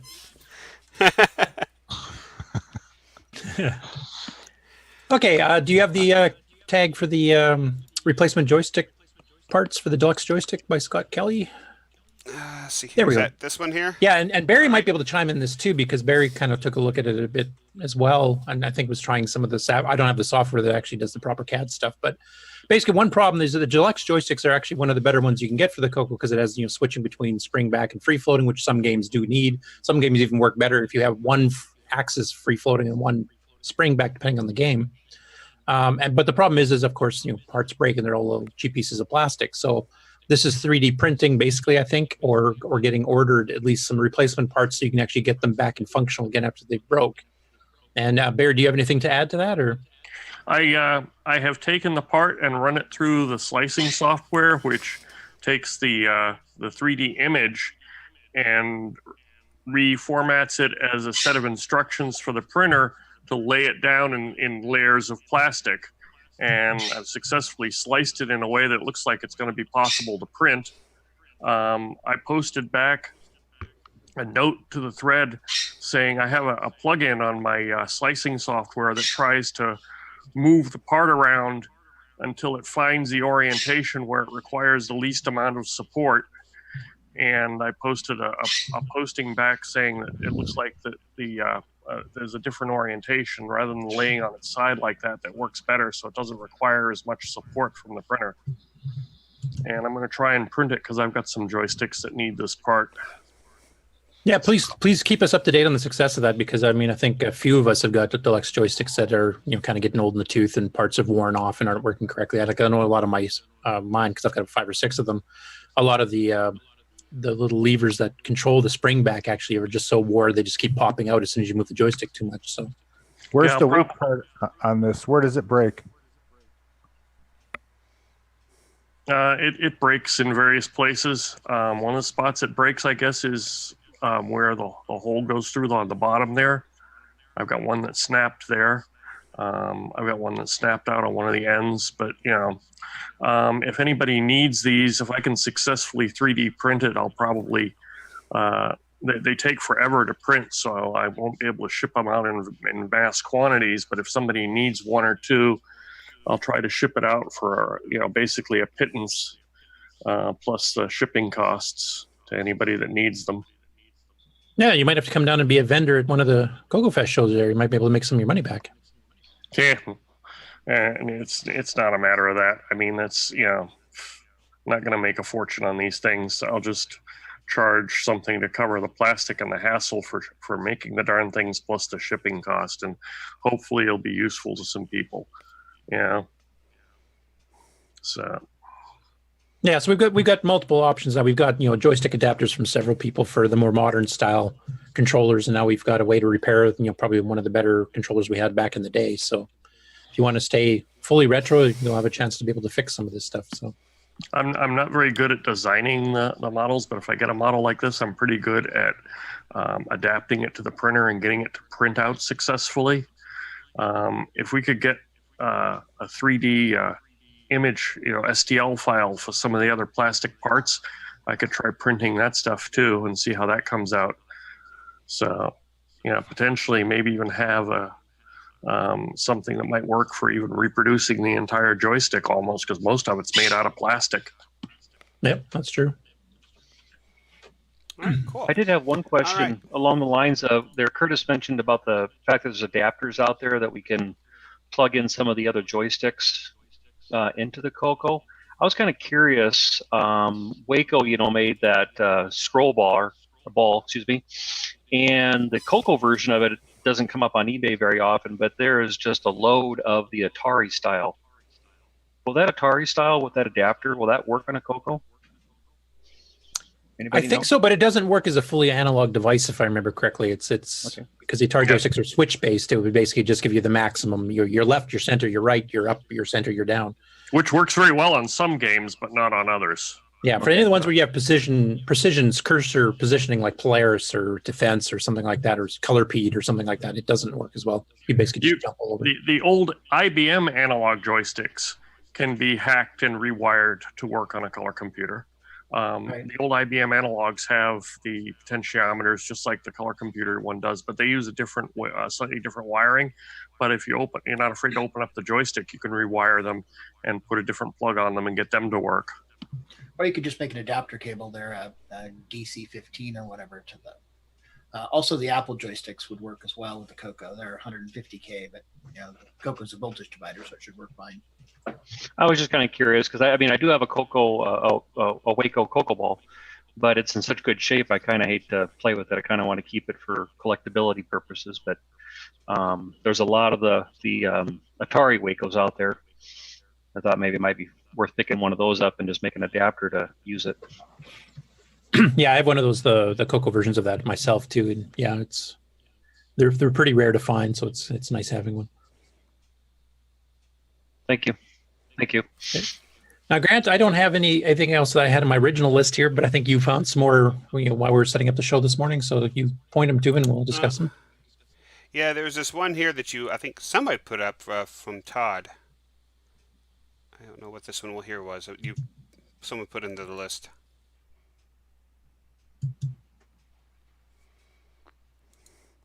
And then Ron DeVoe's printers. Davey Mitchell also posted something about the Cambridge Center for Computing History and some dragon stuff. Yeah, that must have been the link for this here. Do you have a link for that? Because I do not. It's in Discord in the news suggestions. All right, let me pull it up here real quick.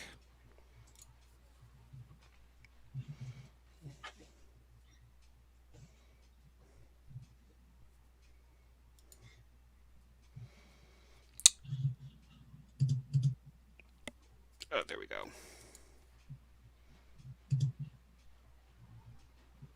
Nope, it just brings up to this page here. Just to the Dragons page. Oh, okay.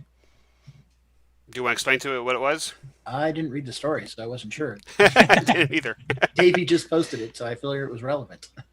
Going back to mice and joysticks and stuff, I've done a little bit of experimentation with an Arduino, reading a PS2 mouse and then translating that to voltage levels, which I feed into the CoCo joystick port.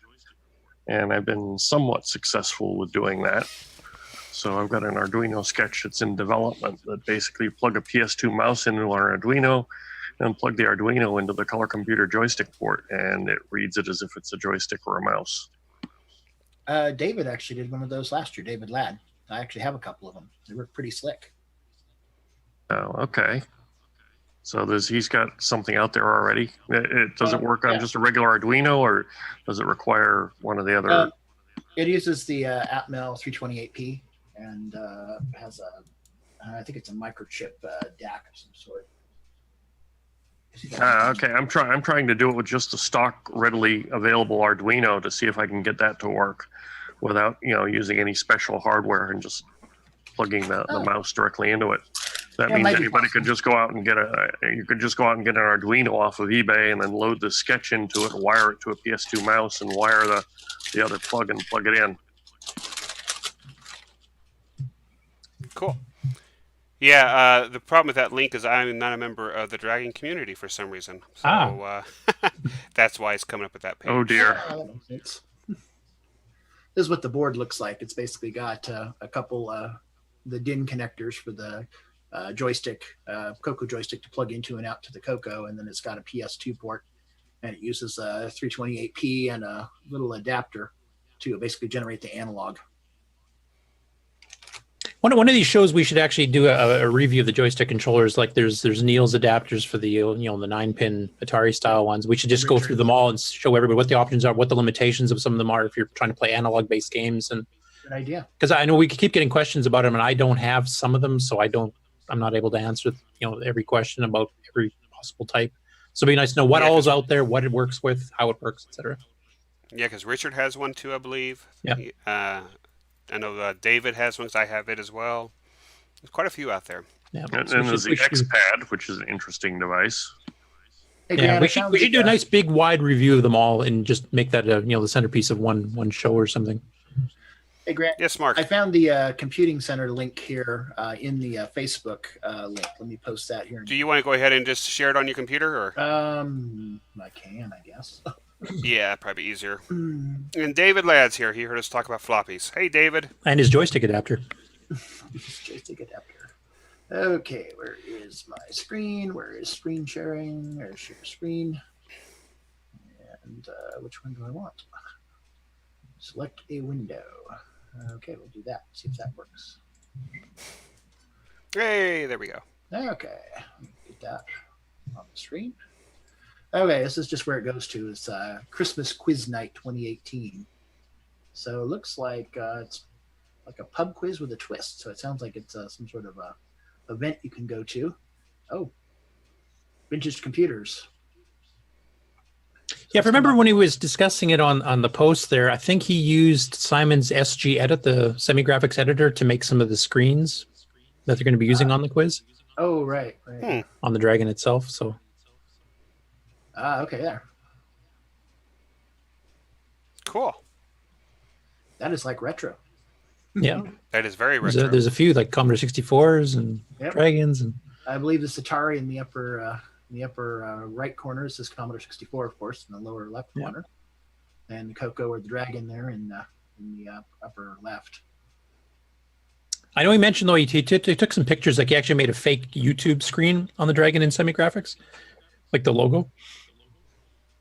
And he mentioned that he's using the CoCo VGA to get a nice clean picture of it. So he's got one of Brendan's CoCo VGAs installed on his Dragon as well. So quite happy with it. Cool. The CoCo VGA is an incredible product. It does a lot more than just redirect the screen to VGA. It also gives you a whole bunch of modes and enhancements too. What I understand. Yep, and it's a ongoing project, so it keeps getting more improvements as you go too, which is really nice.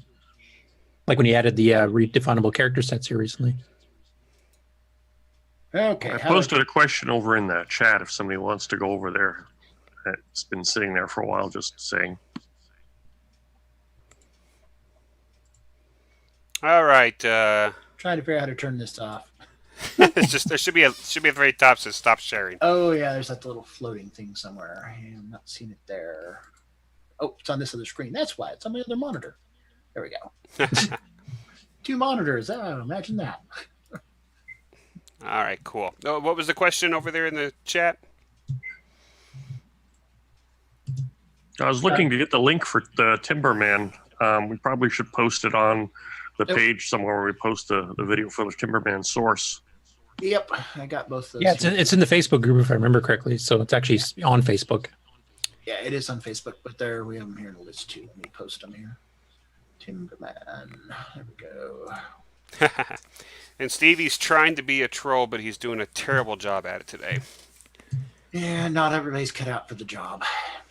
No, we fired him from this show, and so now he's switched over to the Commodore 64 podcast. So. Is that all we had queued up for news, or is there still more tabs to go through there, Grant? Nope, that is it. That's all we had. Okay. Actually, a pretty busy news week, so that was cool. Yep, it was. All right, I'm going to run a commercial here, and then Ron can talk about this printer here that we have queued up. Okay. All right. We'll be right back after these messages. We got to pay the bills. Got to keep Stevie going, you know.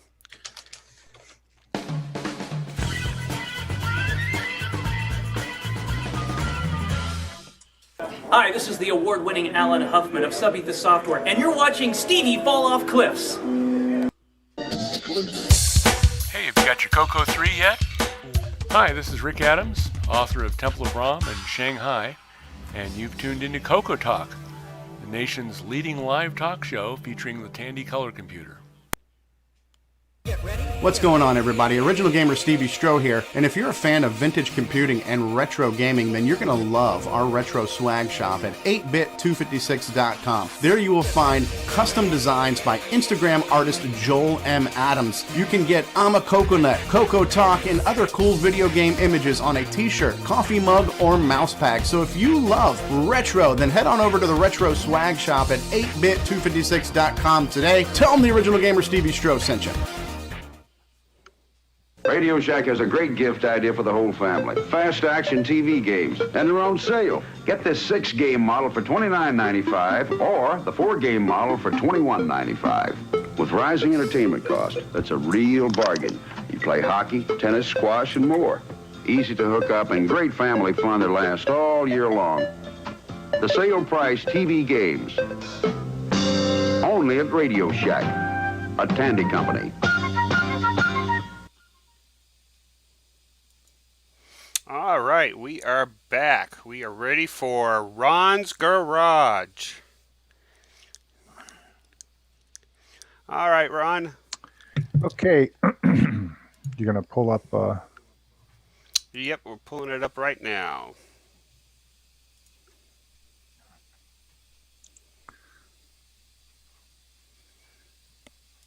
All right, Ron.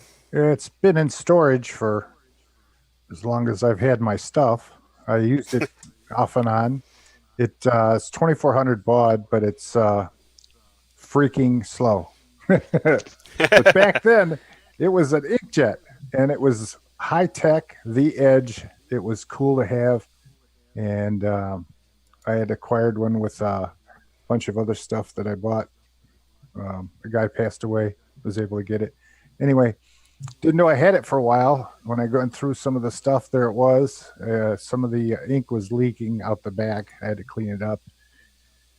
And I haven't tried to find out if they have cartridges for it still or anything. And I know about 20 years ago, I had it working, and it was printing pages. I haven't actually turned it on yet. But I'm going to try and see if, it'll actually work. It has a primer. There's a link, if you're on Ron's Garage, there's a short video of one just like it that people used with Apple. I think it was a Canon. Yeah, it was actually Canon manufactured it, and Tandy rebranded it for the... Right. This is a CGP Max, which will actually operate the thing. And there's some options on there. I put that on. That's a PDF of the manual that you can download, and there's the actual manual. And I do not remember an inkjet back from those days. Oh, this is like the very first one. Yeah, very first color. Yeah. And you were able to prime it with a lever, and you can also lock the heads from moving back and forth. If you want to show that video real quick, just the first part of it or something, which is kind of interesting to view. Yeah, I'm not on your page, unfortunately. No, it's right. It's on the. Oh, you're not. You're not on Ron's Garage. Nope. Oh, okay. Looks like. Yeah, Ron, you'll want to use that primer. I actually owned one of these, and I've actually been kind of getting frustrated because I don't remember getting rid of it, but I can't find it anywhere.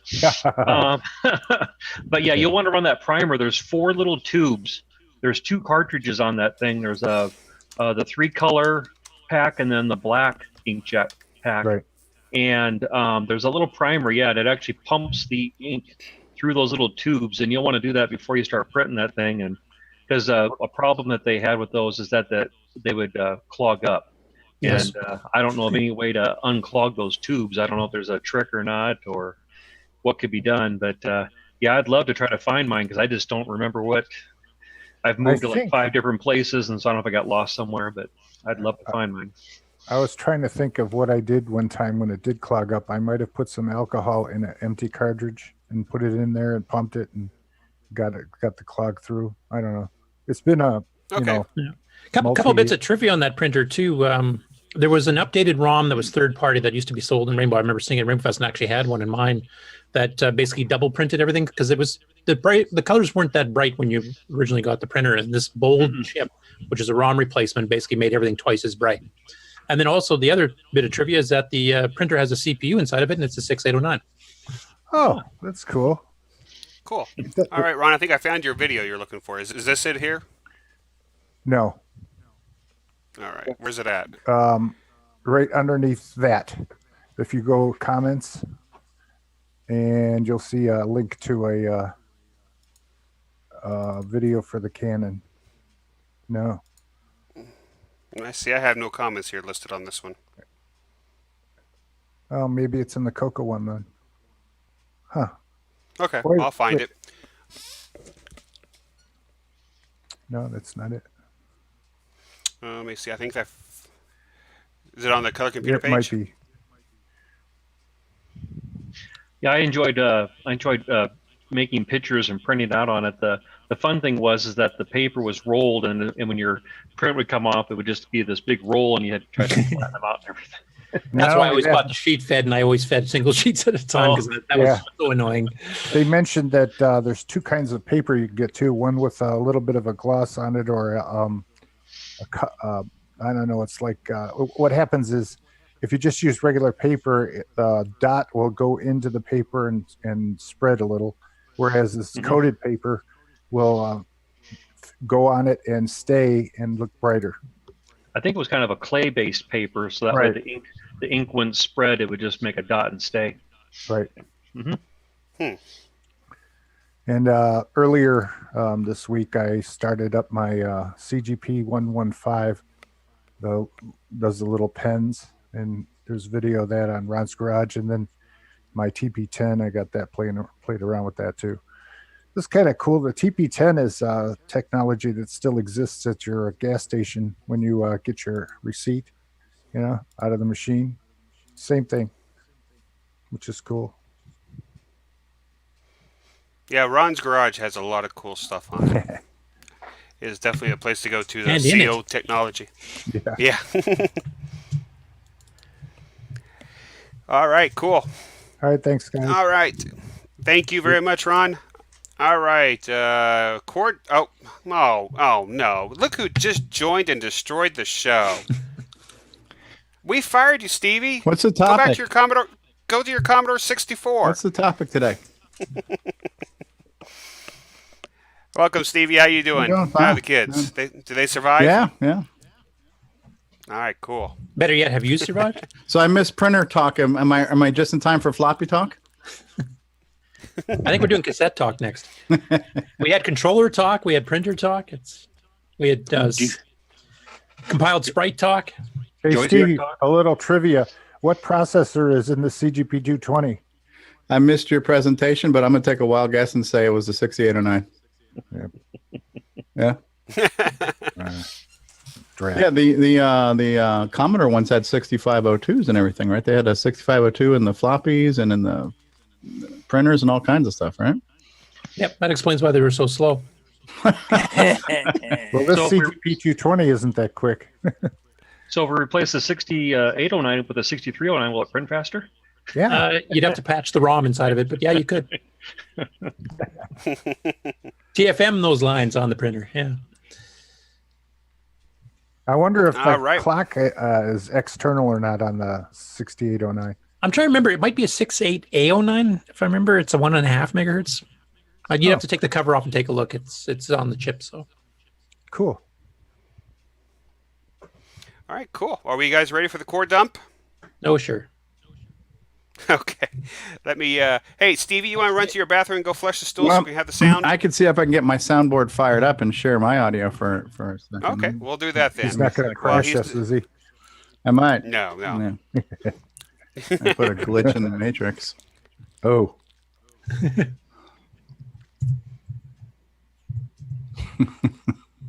What is Jim saying? Oh, retro innovation. Yeah. Now, at least the real troll is here, so I don't have to try anymore. So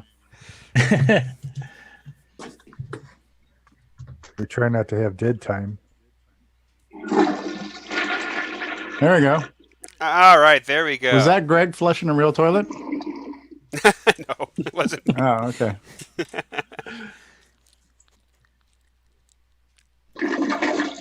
Wow. Wow. It just keeps getting better. That's David Ladd's toilet. Maybe we should get the sound of a plunger. Yeah. Let's see if I think there's YouTube channels for that. Oh, right. We might as well just go all the way to the exploding toilet at this point. So did we just hear the Ladd effect there? Was that a real toilet, David? Here, stop sharing sound and I'll share sound, Grant. All right, I am stopped. All right, so what I do, I got to go to advanced and I got to hear computer sound. All right, so I'm ready to press the button whenever you start your core dump. All right, here we go. Core dump, guys. Of course, you guys won't hear it now. This is a professional show.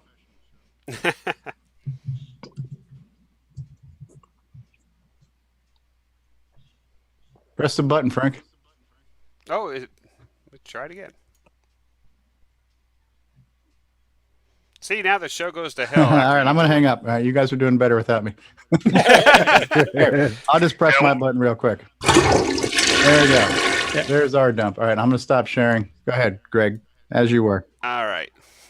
I like my flush better. Yeah, David's flush was definitely better. All right, Curtis, go ahead and do your nitrous 9 tricks. Okay, I just want to double check with Nick. You had nothing to put on core dump yourself today? No, nothing from me. Okay. It's all yours. Okay, so this is actually going to be a two-parter. I'm just going to go through the user side of it here this week, and then next week I'll go into some programming stuff you can do for it. And this is having to do with the way the keyboard buffer, the type of head buffer works on OS 9 and Nitrous 9. So basically the way it's set up is that you can type ahead, while other things are happening. You don't have to sit there and wait for the cursor to come back. And every window has its own unique buffer. And there's 128 characters you can type ahead if you want to. Now, on the stock OS 9, you had just a few things you could do. Control A would repeat the last line, and then you could edit that line and change. If you're changing directories or something like that, you want to go back a directory, you can hit Control A and then just backspace over the very last part of the directory, and then you'd read to the previous directory, for example. On Nitrous 9 and even some of the upgrades to OS 9 Level 2, there was added in by Kevin Darling and some others, all the keyboard editing stuff. So there's arrow keys to go back and forth within your text line, control arrows to insert and delete, shift left and shift right to go to the beginning, go to the end. And then we also expanded that later on based on a system call I'll be discussing next week, the command history on the Shell Plus, so you can actually go with the up and down arrows to go through the last so many commands you've executed. So I'll touch on that more next week. For this week, though, I just wanted to mention that there's a bit of a quirk to the way the keyboard buffer works that you can use to your advantage, even on stock OS 9, but also even more so on Nitrous 9, whether you're on EOU or just a stock one. And that is basically that as you enter in a command to the keyboard buffer, it always starts at the beginning of the buffer, and then you type in whatever, and then the carriage return signifies the end of the current command. So if you do a command, you hit return, and then you hit the Control A or Shift right arrow, depending on whether you're running OS 9 Level 2 or Nitrous 9, you will get that last line repeated up to the carriage return. But it doesn't actually delete any of the other stuff in the buffer. Like if you did a long command like, dir/dd/source code/ASM or something like that, and then the next line you just type dir by itself, it still keeps all the old text after that carriage return after the dir, so that you can still access it as soon as you go past where the carriage return on your last line is. So in the example I just gave you, say your first command was 20 characters long, then you did a command that's only 3 characters long. Once you go past the 4th character where the character turn is, you replace it with a space or something. If you hit Shift Right or Control A at that point, your old buffer from the previous command would actually fill in.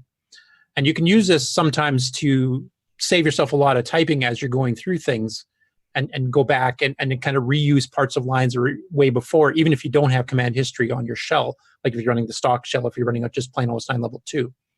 So it comes in quite useful. I got quite used to that. And then when Bill and I were doing Nitrous 9, we decided to come up with the idea that we can actually pre-fill the keyboard buffer. And we noticed because in SCF, the sequential character file manager, which handles terminals and windows and VDG screens, is that they actually built in, when you first boot up OS9, and this has been carried over to Nitrous 9 as well, they pre-fill the buffer with a little message. And in their case, it was, I think, the 3 main authors of OS9 level 2. And then when we did the first versions of Nitrous 9, we put the 3 main authors of Nitrous 9 at the time, which is Bill, myself, and Wes Gale. And I think the current one has... Yeah, kind of. And the current version 3.3 release on the repo, if I remember correctly, has www.nitrous9.org is the built-in one. So anytime you fire up a new window, if you hit Shift Right arrow right off the bat, you get that little message pre-built in. And if you wanted to patch SCF, you could actually have it default to whatever the heck you want. So we ended up adding a system call into SCF, which that'll be going into detail next week and showing you some programming examples of it, where you can actually programmatically on the window you're on, pre-fill that buffer with whatever you want. And we use that when you're doing the command history, because it pre-fills the buffer with whatever your previous line is. So when you do the editing keys to go through it, you can actually edit the text. But you can use this in your own programs too. You can, basically, if you want to have a default, some text that you want to default that the person's going to type in, they can edit it immediately using the insert and delete keys. You can preload it in, print it on the screen so they can see it's there, and then they can actually hit the arrows and go through it, and it's already all done for you, without you having to actually have to type everything in the first place.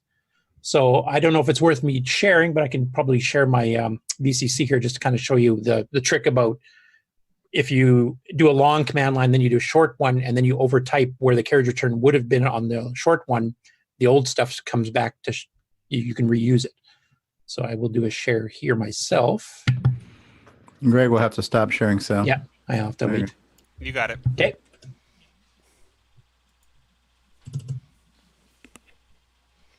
Everybody see that? Yep, I can see it. Okay. I see it. Good. Blue and white. That means Curtis got a blue screen. We got to restart. Wrong. So I'll just do this. So there's a fairly long command line. So I just did a dir of that particular thing. And if I hit the Shift Right arrow, it'll repeat the line, and then I can use the left arrow and the right arrow to go through. I can Control Left to delete stuff. Like if I wanted to delete, say that. And you can insert, and then you can type in something else. And that type of thing, and then you can redo your commands. Now, if let's say I just did a dir by itself now, so now I'm directing my root command. Now, if I hit Shift Right arrow again, it's just going to repeat my last command. But the thing is, as soon as I remove that carriage return, which is in the preloaded keyboard buffer in the background, I'll hit a space bar. Now that carriage return is gone. So now when I hit Shift Right arrow, SCF will actually go in and go, oh, there's no carriage return right after this, so I'll just do whatever until I hit the next carriage return, the keyboard buffer, which is left over from my previous one. So now if I hit Shift Right arrow, that whole command comes back. So you can use that to your advantage. And the Control A equivalent of this in OS9 level 2, the stock one you got from Radio Shack, also lets you do this. So if you replace the command or replace the carriage return with a space or any some other character and hit Control A, the rest of your old keyboard buffer would come back. So it gave you a way to shortcut some of your typing. But this is one of the nice things about it. And then you have a command history, of course, where I can go through and actually just pull up each individual command I've been doing here. And all of these are editable. How'd you do that? That's up and down arrow. Oh. Now, I remember correctly, and I wish Bill's here to do it, or maybe David remembers, but I think the window descriptors on the 3.3 repo are not set up correctly to do all of this. I think it only does parts of it because some of the attributes and stuff and then some of the special settings were not set correctly up for command history, which the UU, it's all fixed. Every window descriptor is set up properly to do this. David, do you remember if that's true or not, or am I remembering that wrong? I am sorry, I do not remember. Okay. But anyway, like I know Stevie, I've watched him get frustrated on RS-DOS, typing in something. If he does a typing mistake, you have to retype the whole stupid line. You don't have to in Nitrous 9. You can go through the command history, you can edit them. I should also mention these here are not limited to the shell. The command history part is limited to the shell, but as far as your editing, like control, delete, and inserting and stuff like that, works on any input prompt. So if you're running a basic 09 program, if you're running a C program, an assembly program, it doesn't matter. As long as it's using a standard read, system call, or input or whatever in basic, they all have this. You can do the inserts and deletes and jump to the end, jump to the right, all works exactly the same. So you can use that in your own program as well without having to actually program any of that stuff. It's just built into Nitrous 9 itself. And then, like I said, next week, what I'll do is I'll go into some detail, show you how that fill command works so that you can preload the buffer with whatever you want. I'm going to be using that in G Shell, like when you do want to, say, rename a file. I'll have it so you can right-click. It'll pop up a window with the name of the file as it currently stands, preload it with whatever the file name is, and that way, if you want to just add, .dat or something on the end of it, you can just hit Shift-Right, .dat, and you're done. No matter how long the file name is, you don't have to retype the whole thing. Or if you want to just delete a couple characters or insert a couple characters or whatever else, you can do the whole that. So it's quite a handy little thing. But we'll get into the technical details for that next week. Any questions? The power of OS 9. Yes. So that was my stupid OS 9 trick of the week. God, it wasn't stupid. It was smart. That was nice. Yes. Cool.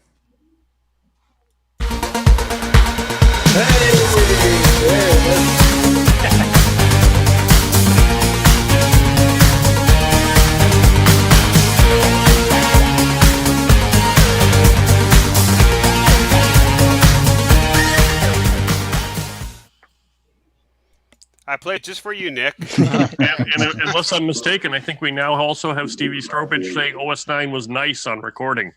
Yes. I like command history. I'm so used to it on a real computer. I actually asked Rick Adams to put it into his game he was working on, the OmniStar, the hacker game. I'm like, okay, this is like, I feel like I'm in a real terminal. I need to be able to hit up arrow and repeat my last command. So he actually put it in. So yeah. Yeah, that's the thing about OS 9 is it does limit you because you're abstracted away from the hardware. But that's like, as you said, a real operating system and modern systems, you have the same thing, and it has a lot of the same features that modern systems have. Yeah, I know Bill and I use this at work a lot because one of the nice things about OS 9, this was at the lower level. This was in the file manager area, which means any SCF device does it. So if you hook it up to a modem, if you hook it up to a terminal, and you log into the CoCo of those, all this works there too. So you can do, editing your command lines and everything else on a terminal. It doesn't even have to be on the CoCo itself. We use that quite extensively at work.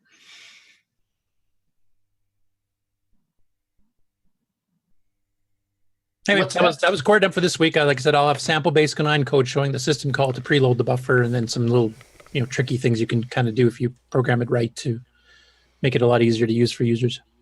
Can't wait. Cool. All right. Well, that covered everything on my list. I will now open it up to the floor and see if there is anything else that we need to discuss before we kill this show. Can you guys start over, because I missed most of it? Did you guys at all talk about last week's show about Tandy Assembly, just kind of a Tandy Assembly follow-up discussion? Yeah, that was our very first thing. Yep. Yeah. That was the opening section. Yeah, I gotta say, I really want to thank you guys for being there and bringing it to us. For the rest of us who weren't able to experience it, I think we did a pretty good job of providing a lot of coverage between the two shows last week. And thank you, Grant and Jason and Paul and everybody else who did that. So cool, and hopefully more of you guys will be able to make it next year.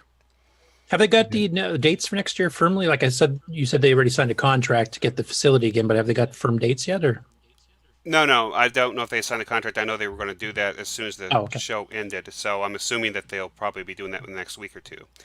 So, because they want to get that October date back, I know that. So I'm sure we'll be hearing that soon from the other podcast. Yeah. The other show. And one other thing The to other mention to Stevie here that's not related to Stanley Summit, but something we discussed earlier in the show, is that Jacob Moore has actually completed Popstar Pilot, so we're still waiting. Yeah, I saw that in the car. I was watching a little bit in the car on the ride home. So good for Jacob. Bar is now set. Yes. So when are you going to join that group there, Stevie? It will have to come after level 3. I'm still working on level 3 right now. So I tend to do my levels in sequential numerical order. So you don't have the cheat pokes yet? Oh, sorry. All right, cool. Well, since Stevie's here, I will let him do the sponsors here. So really? we'll make him work a little bit here because he does it better than I do. No, I don't know about that. You are the man. All right, here we go, Stevie. Women want you, men want to be you. So I need to make this bigger. That's what she said. How do I do that? Do I hit spotlight video or pin video? I'm afraid if I do it, is it going to screw it up for you guys? All right. So our sponsors, right? Well, we got to first thank Grant Leighty. Without him, nothing's possible.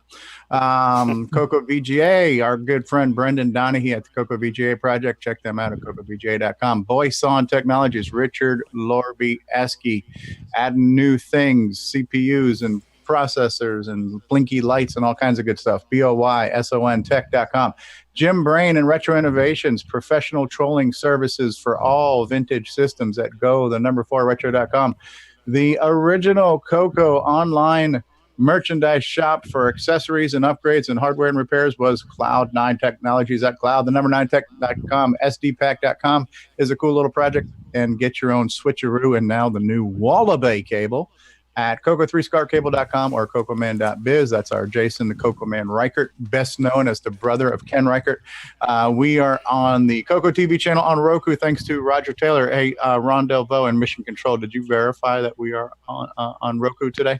Had you been on the earlier part of the show, oh, wow. You would have noticed that I said I couldn't confirm that because it's currently not installed in the control center. I see. It was confirmed by Paul Fiscarelli, though, so yes. It was. Okay.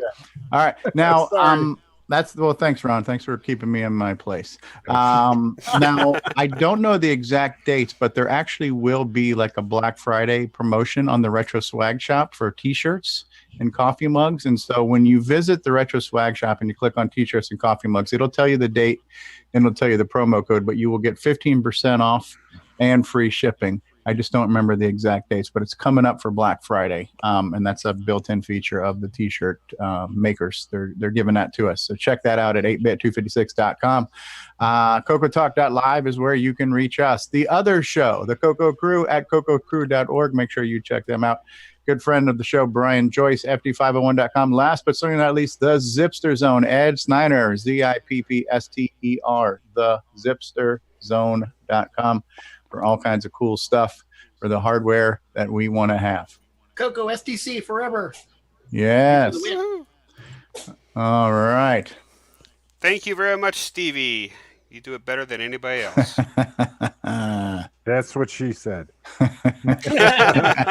Wow. That's where you usually say it, right?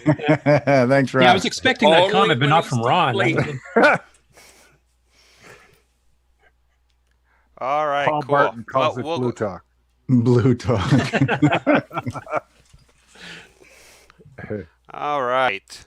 You know what? Since Bruce is here, we'll go ahead and run the Coco Forever teaser here, and then we'll wrap up the show. We'll be right back. Yeah. Imagine Jim's favorite a part. different world. A world where Tandy Corporation has the upper hand. Where the Coco surpassed all competitors. And all you have to do is travel back in time without making a single mistake. Coco Forever. How does it feel? I'm still believing. You definitely earned this office. Yes, you're too kind, and thank you. You want to grab some food before we...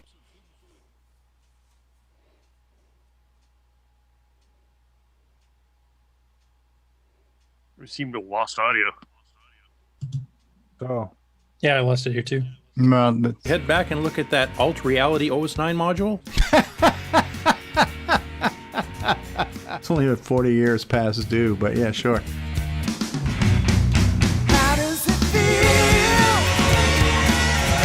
I'm still believing.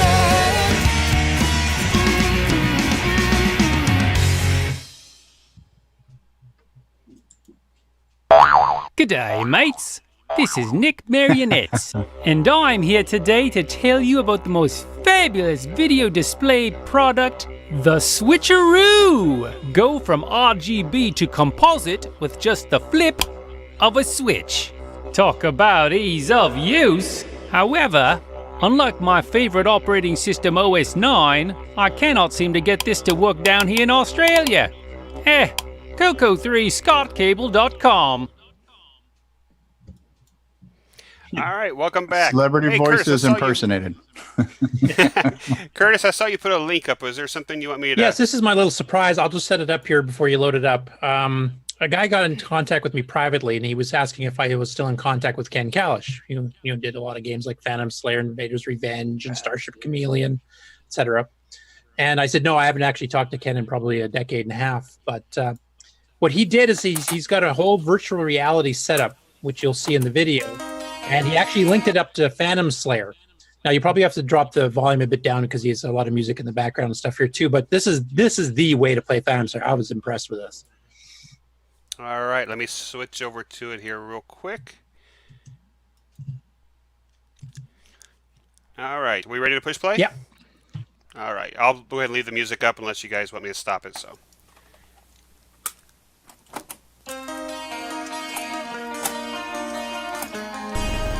This is copyright. Turn it down. Oh, all right, copyright. Yeah, that's Eddie money, right? So it's going to get our show flagged. So he's actually doing virtual reality. Yeah, he's got that walking platform where your feet, you actually move and turn in real, plus you have the goggles and everything else. So neat. That's on a dragon? Yeah, in his case, I think he's from England, if I remember correctly. So yeah, this is on the Dragon, but I mean, if you had the same setup, you could definitely do it on a Coco too. I'm thinking Chet's new game should use this. Maybe that's another requirement, since he's got the highest Coco requirements for games so far. He should have the virtual reality.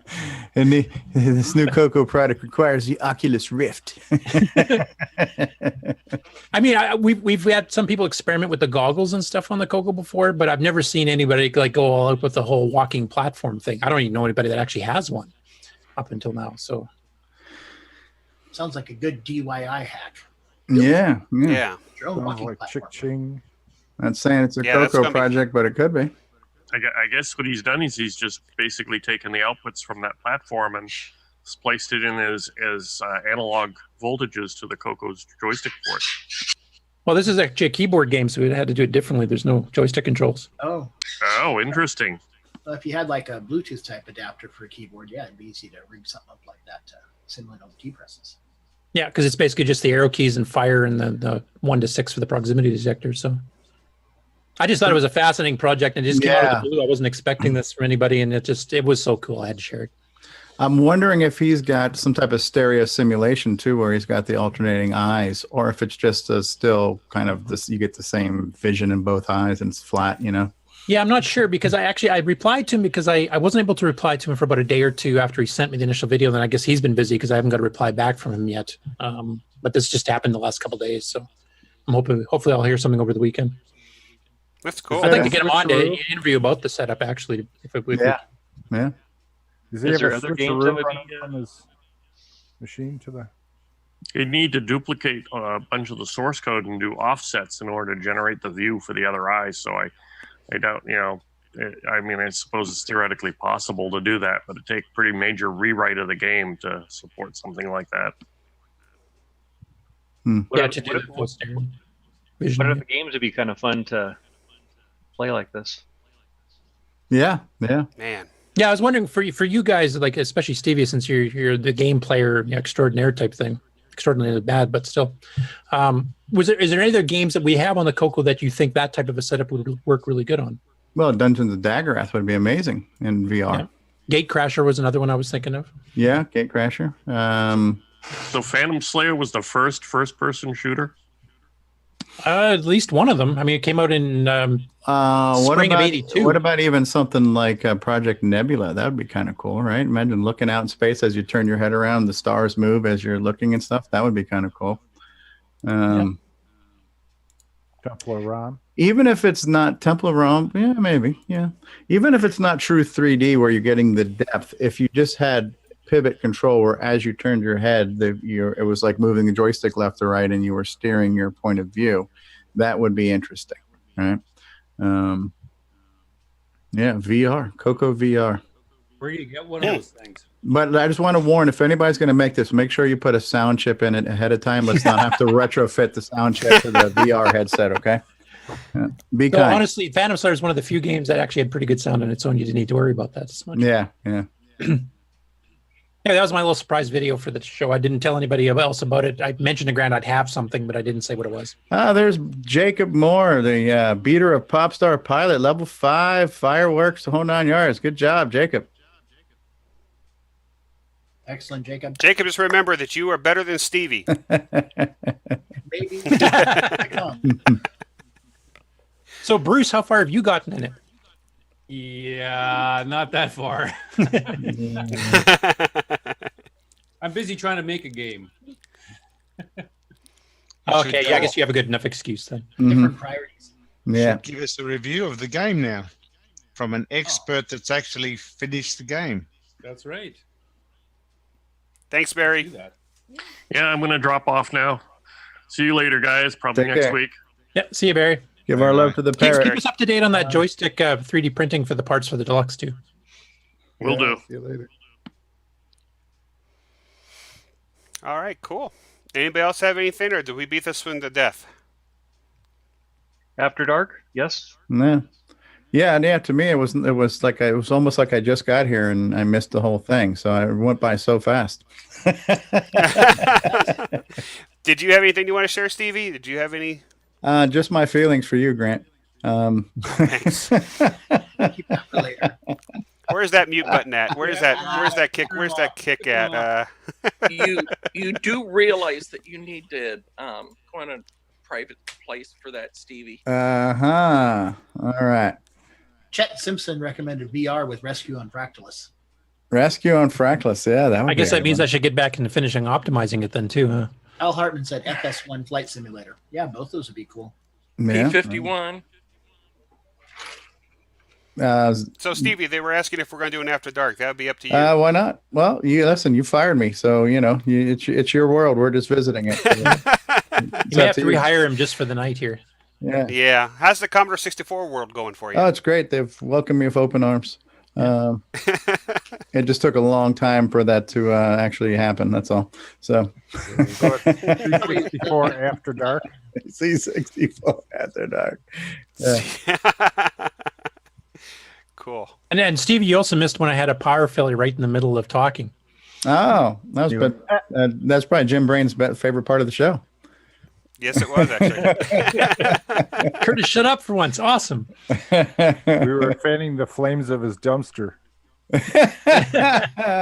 Was Richard on at all? Did you guys see it? Yeah, he had his dumpster fire You on. didn't see his little graphic, did you? No.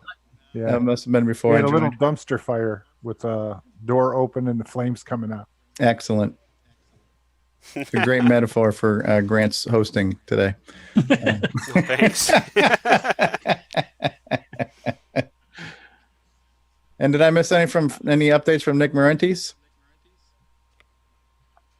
Do we hear anything new on Funstar? No, he's been sick for the past week, so he didn't get. Yeah, haven't done much. I I thought it was a pretty lame excuse too, but yeah, that's what happened. Nick's been drawing on his new Coco 2. Coco Max is a hardware device.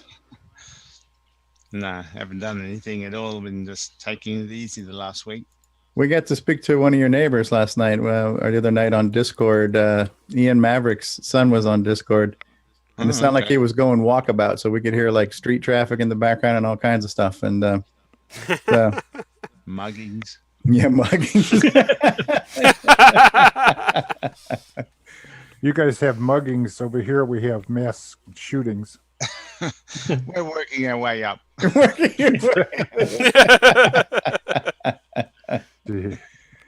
And mugged with a boomerang.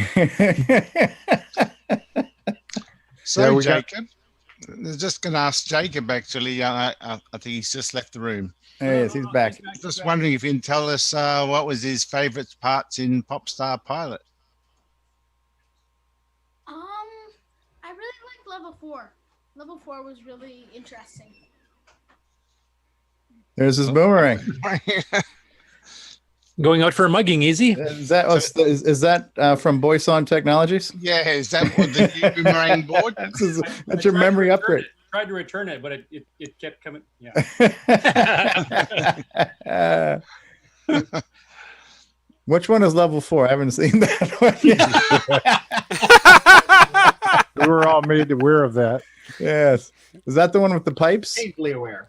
Yeah. The pipes and space stuff? pipes. Yeah, I've seen pictures of it. What'd you find to be the hardest? He's thinking. Probably the end of level 4. It's kind of Oh, yeah. difficult, yeah. How'd you find level 2? The Interesting. caves. Yeah. Honestly, I really hated the very starting of level 2. It's so annoying going through that very jagged thing. Yeah, it was designed to throw Steve, so which it's done. And so far, they've been completely successful in that endeavor. So. That's right.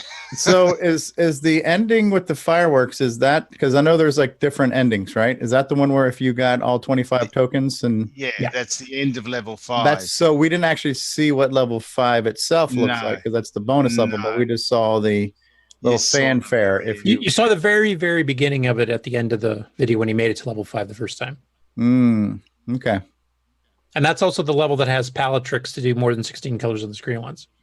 So that's how is that even possible? Is that too late? OS 9? Yeah. Oh, yeah, it's the OS 9. The OS 9 did that. Okay. Yeah, that's when he kicked it into real loss, and he pre-filled the palette buffers, so all he had to do was do a shift right, and he got more than 16 colors on there. So, perfect. Yeah, I'll make you a game too, Stevie, under OS 9 here too. I'll just pre-fill the buffer with game over. So it's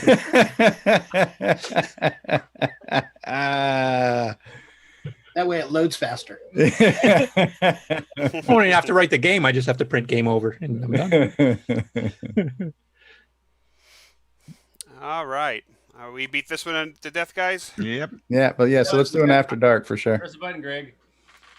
All right, let's go ahead and do last thoughts and parting words. So we'll start down here with David Ladd, since he's the star of the show. David, any parting thoughts? Everybody love each other and support each other and give everybody good thoughts. I'm glad you added the word thoughts there. Oh, get along. Thanks, David. Paul Fritzarelli, any parting thoughts or words? Nope. Thanks, guys. It was a good show. I appreciate being part of it. Thanks, Paul, for joining us. I appreciate it. All right, Nick Barantis. Yeah, nothing else. See you all next week. Cool. Hope you feel better, too. Yeah. D. Bruce Moore. Nah, it's all good. It's been fun. All right, cool. Brian, any parting thoughts? Nope, great show, and look forward next week to meet with everybody again. All right, cool. And we'll pass Stevie. Glad you're here. L. Curtis Boyle. No, it was fun. I actually got some work done on the AOU, like I mentioned, which is the first time I can say that in months. So it was a good week for me, and I'm hoping to continue on with that because work's kind of died down a bit, and still shooting to getting some sort of a release with bug fixes and stuff here for the end of the month. All right, cool. Thanks a lot, Curtis, for helping me out today. I appreciate it. Ron DeVoe. Calling Stevie Stroh. On my new phone. Oh, wow. Look at that phone. Supposed to be the red And phone Mark- in mission control. So Well, this one I got. He's only on yellow alert right now. So yellow alert. It is DEFCON 2. So Can't wait till our next Mark one. Overholzer. Hey there, and Meow, and always glad to be here, and it's always a fun group to hang out with, and we had some nice news this week. So, Thanks, Mark. Appreciate it. All right, and then of course Stevie Strobridge, the star of the show as well. Well, I would just like to say, since I've been fired, number one, is there severance pay, and can I fill out unemployment? Well, as you always say, double nothing is still nothing. So no. I figure we can give him all the residuals from YouTube. There you go. There you go. I did. Well, when I watched in the car, I did see a commercial, so that's at least 1/10 of 1 penny that I know I got today. So, excellent. All right, cool. And then, of course, thanks everybody for joining us, and have everybody have a happy Thanksgiving in the United States. And thanks, Grant, for doing the sharing of the video and being the co-host on the show too. Yeah, thank you for helping, Curtis. Except I keep trying to call you Greg. I keep forgetting what your name actually is. Yeah, actually, it's getting a lot easier now because Stevie and I are finally we got a lot of the bugs worked out and stuff like that. So it's a lot easier now to kind of pick up the baton when needed and stream the show when Stevie's got to do real family things, When he has to adult. Exactly. Don't forget at Ron's Garage, you can pick up a Happy Thanksgiving graphic for your Coco 3. Excellent. Have it on while you're eating your dinner, or just before you go into snooze land. And just ask Stevie, are we going to do a Thanksgiving show or this was it Black Friday show? Well, you mean like the Saturday after Thanksgiving? No, like maybe the Thursday of Thanksgiving or Friday after. We could, if you wanted to, maybe an after dark, if because after nap we'll call it. So. All right, cool. Well, everybody just pay attention. Actually, that's a really good idea. Why don't you guys think about that? Let's think about what we've been thankful for, not just in the Coco sense, but just life, family, things like that. We did that last year, right? So maybe we'll do that again. We'll ask people to submit their video clips and, yeah. And that also reminds me too. We are coming to close to the end of the year, so we probably be thinking about the best of or the year in review for Coco. So be thinking about that because I'm sure we're going to be doing that after Christmas. Mm-hmm. Who did the compilation for us the other time? Brian Joyce. Boy, he did a great job, didn't he? Yeah. Yes, he did. Do you know if he's working on that again this year, Stevie? Or well, supposedly, I think he is. That the next thing is going to be the David Ladd story. That's his project he's been working on. So, because we can do like Twit does, where we can have everybody that's been on the show or watches the show to send submissions if we can get an email address for him, telling him like this episode at this timestamp was a really cool thing that should be on the best of, and help him get it done without having to pour through all this crap we call a show. Yeah. All right, cool. All right, well, there's a few other people here that I need to mention that were also on the show. Rick Adams was here earlier. Then we also had Jason, the Coco Man, was here. Paul Barton was online. Richard was here. Barry Nelson was here. Barry Nelson was here. And Hugo was also on here as well. All right, cool. All right, well, here comes the favorite part of the show from Jim Brain. So we'll go ahead and start the outro. And we'll be back right after that. Hi, this is Antonio Jimenez, author of such projects such as the Stevie Throw Devil and the SD Pack, and you are watching CoCoTALK. 3, 2, go. I'm behind you making faces. Okay. Do you have a script? You're rolling, Curtis. You say whatever the hell you want to say. Well, give me some kind of guideline. Hi, this is Curtis Boyle. Hey, this is Eric, and you're listening to CoCoTALK. All right, we're rolling. You say whatever you want to say, David. Keep making faces at him. Nation, world's leading weekly candy computer. Something like that. Hi, I'm Tim. Playing Daggerith like that idiot from the book. You're watching CoCoTALK. Thank you, David. Now get back up there for 1 second. Oh, jeez. Come on. What? Let's get some dry wire, TTL, ESP. No, we don't need any drive wire or TTL. Hi, it's Curtis Boyle, part of the CoCoTALK crew of people. Hi, we're on Elbow Timberman to experience Cocoa Fest, you must come. Do you need this? I brought the only working MC10. I could not get. Could not get. Couldn't get autograph. By certain someone you know. Oh well. The world's leading weekly CoCoTALK show. Yeah, something like that. Hi, this is Rick Adams, and I'm the author of Temple of Brahm, Shanghai, and now Bomb Threat, and you're listening to Stevie Stroh on CoCoTALK. 8-slot MPI, floppy drive, Coco SDC, Sound Speech Pack, Orchestra 90, RS-232 pack, modem pack, Super IDE.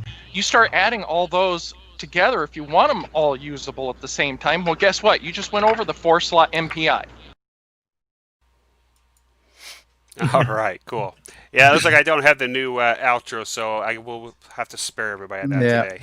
The bathrobe one? No, I don't have that one either. Oh, Bruce Moore is going to play us out. Actually, before Bruce starts, though, we should probably acknowledge some of the people that were in the chat too. So we got a bunch of people there that weren't in. Like, so we had Al Hartman, we had Chet Simpson in, Salvador was in, James Jones was in, Davey Mitchell popped in near the end. Jim Jones. I guess we'll even count Jim Brain. Even original gamer Stevie Stroh. I don't know who that whack job is, but he apparently popped in for a while. John Laurie was in. Tim Franklin. Nick Marotta, of course. Chet Simpson. Mikey was here. Yep. Ken. Tim Franklin. So yeah, there was a lot of people watching. So thanks to all you for putting up with Greg and me. Grant and me. Sometime we'll have a lady on here. That'd be good. That would be good. Yeah. All right. Bruce, we'll let you play us out. I was just playing along. That was it. Nothing fancy. CoCoTALK music. We can do that. We can do the outro. Go ahead and play it. We'll do the outro to that. Yeah. Hey, I got a confession to make though, Stevie. I appropriated one of your little singing bites from Cocoa Fest last year, and it actually shows up in the end of the last episode of Coco Forever. What was? Or now I'm gonna have to hear it and find out, huh? Yeah, you are. Yeah, you walk past when you walk past the Music Man. He was playing something, and you walk by with your camera, and you sing "I Need a Hero" or something like that. Okay. Yeah, well, it kind of worked. So I actually managed to incorporate it into the Coco Forever theme. So. Ah, neat. Now I need to hear it. Now you need to hear it. There's another All right. Now, I don't recall my people being contacted for any of this. And don't recall sort of royalties. Yeah, any Signed a blanket royalty. disclosure at the beginning. Yeah. Send him your account number. He'll put some. Yeah. Your people did not talk to my people. So that's cool. I can't wait to hear it now. We'll settle up at Coco Fest. Good. All right. Well, I will push the button here. Push the button, Frank. We'll see you all next, maybe Thursday or Friday of next week. Happy And Thanksgiving, everybody. And After Dark tonight, right? After Dark tonight. Yep. Bye-bye. All right. Have a happy Thanksgiving.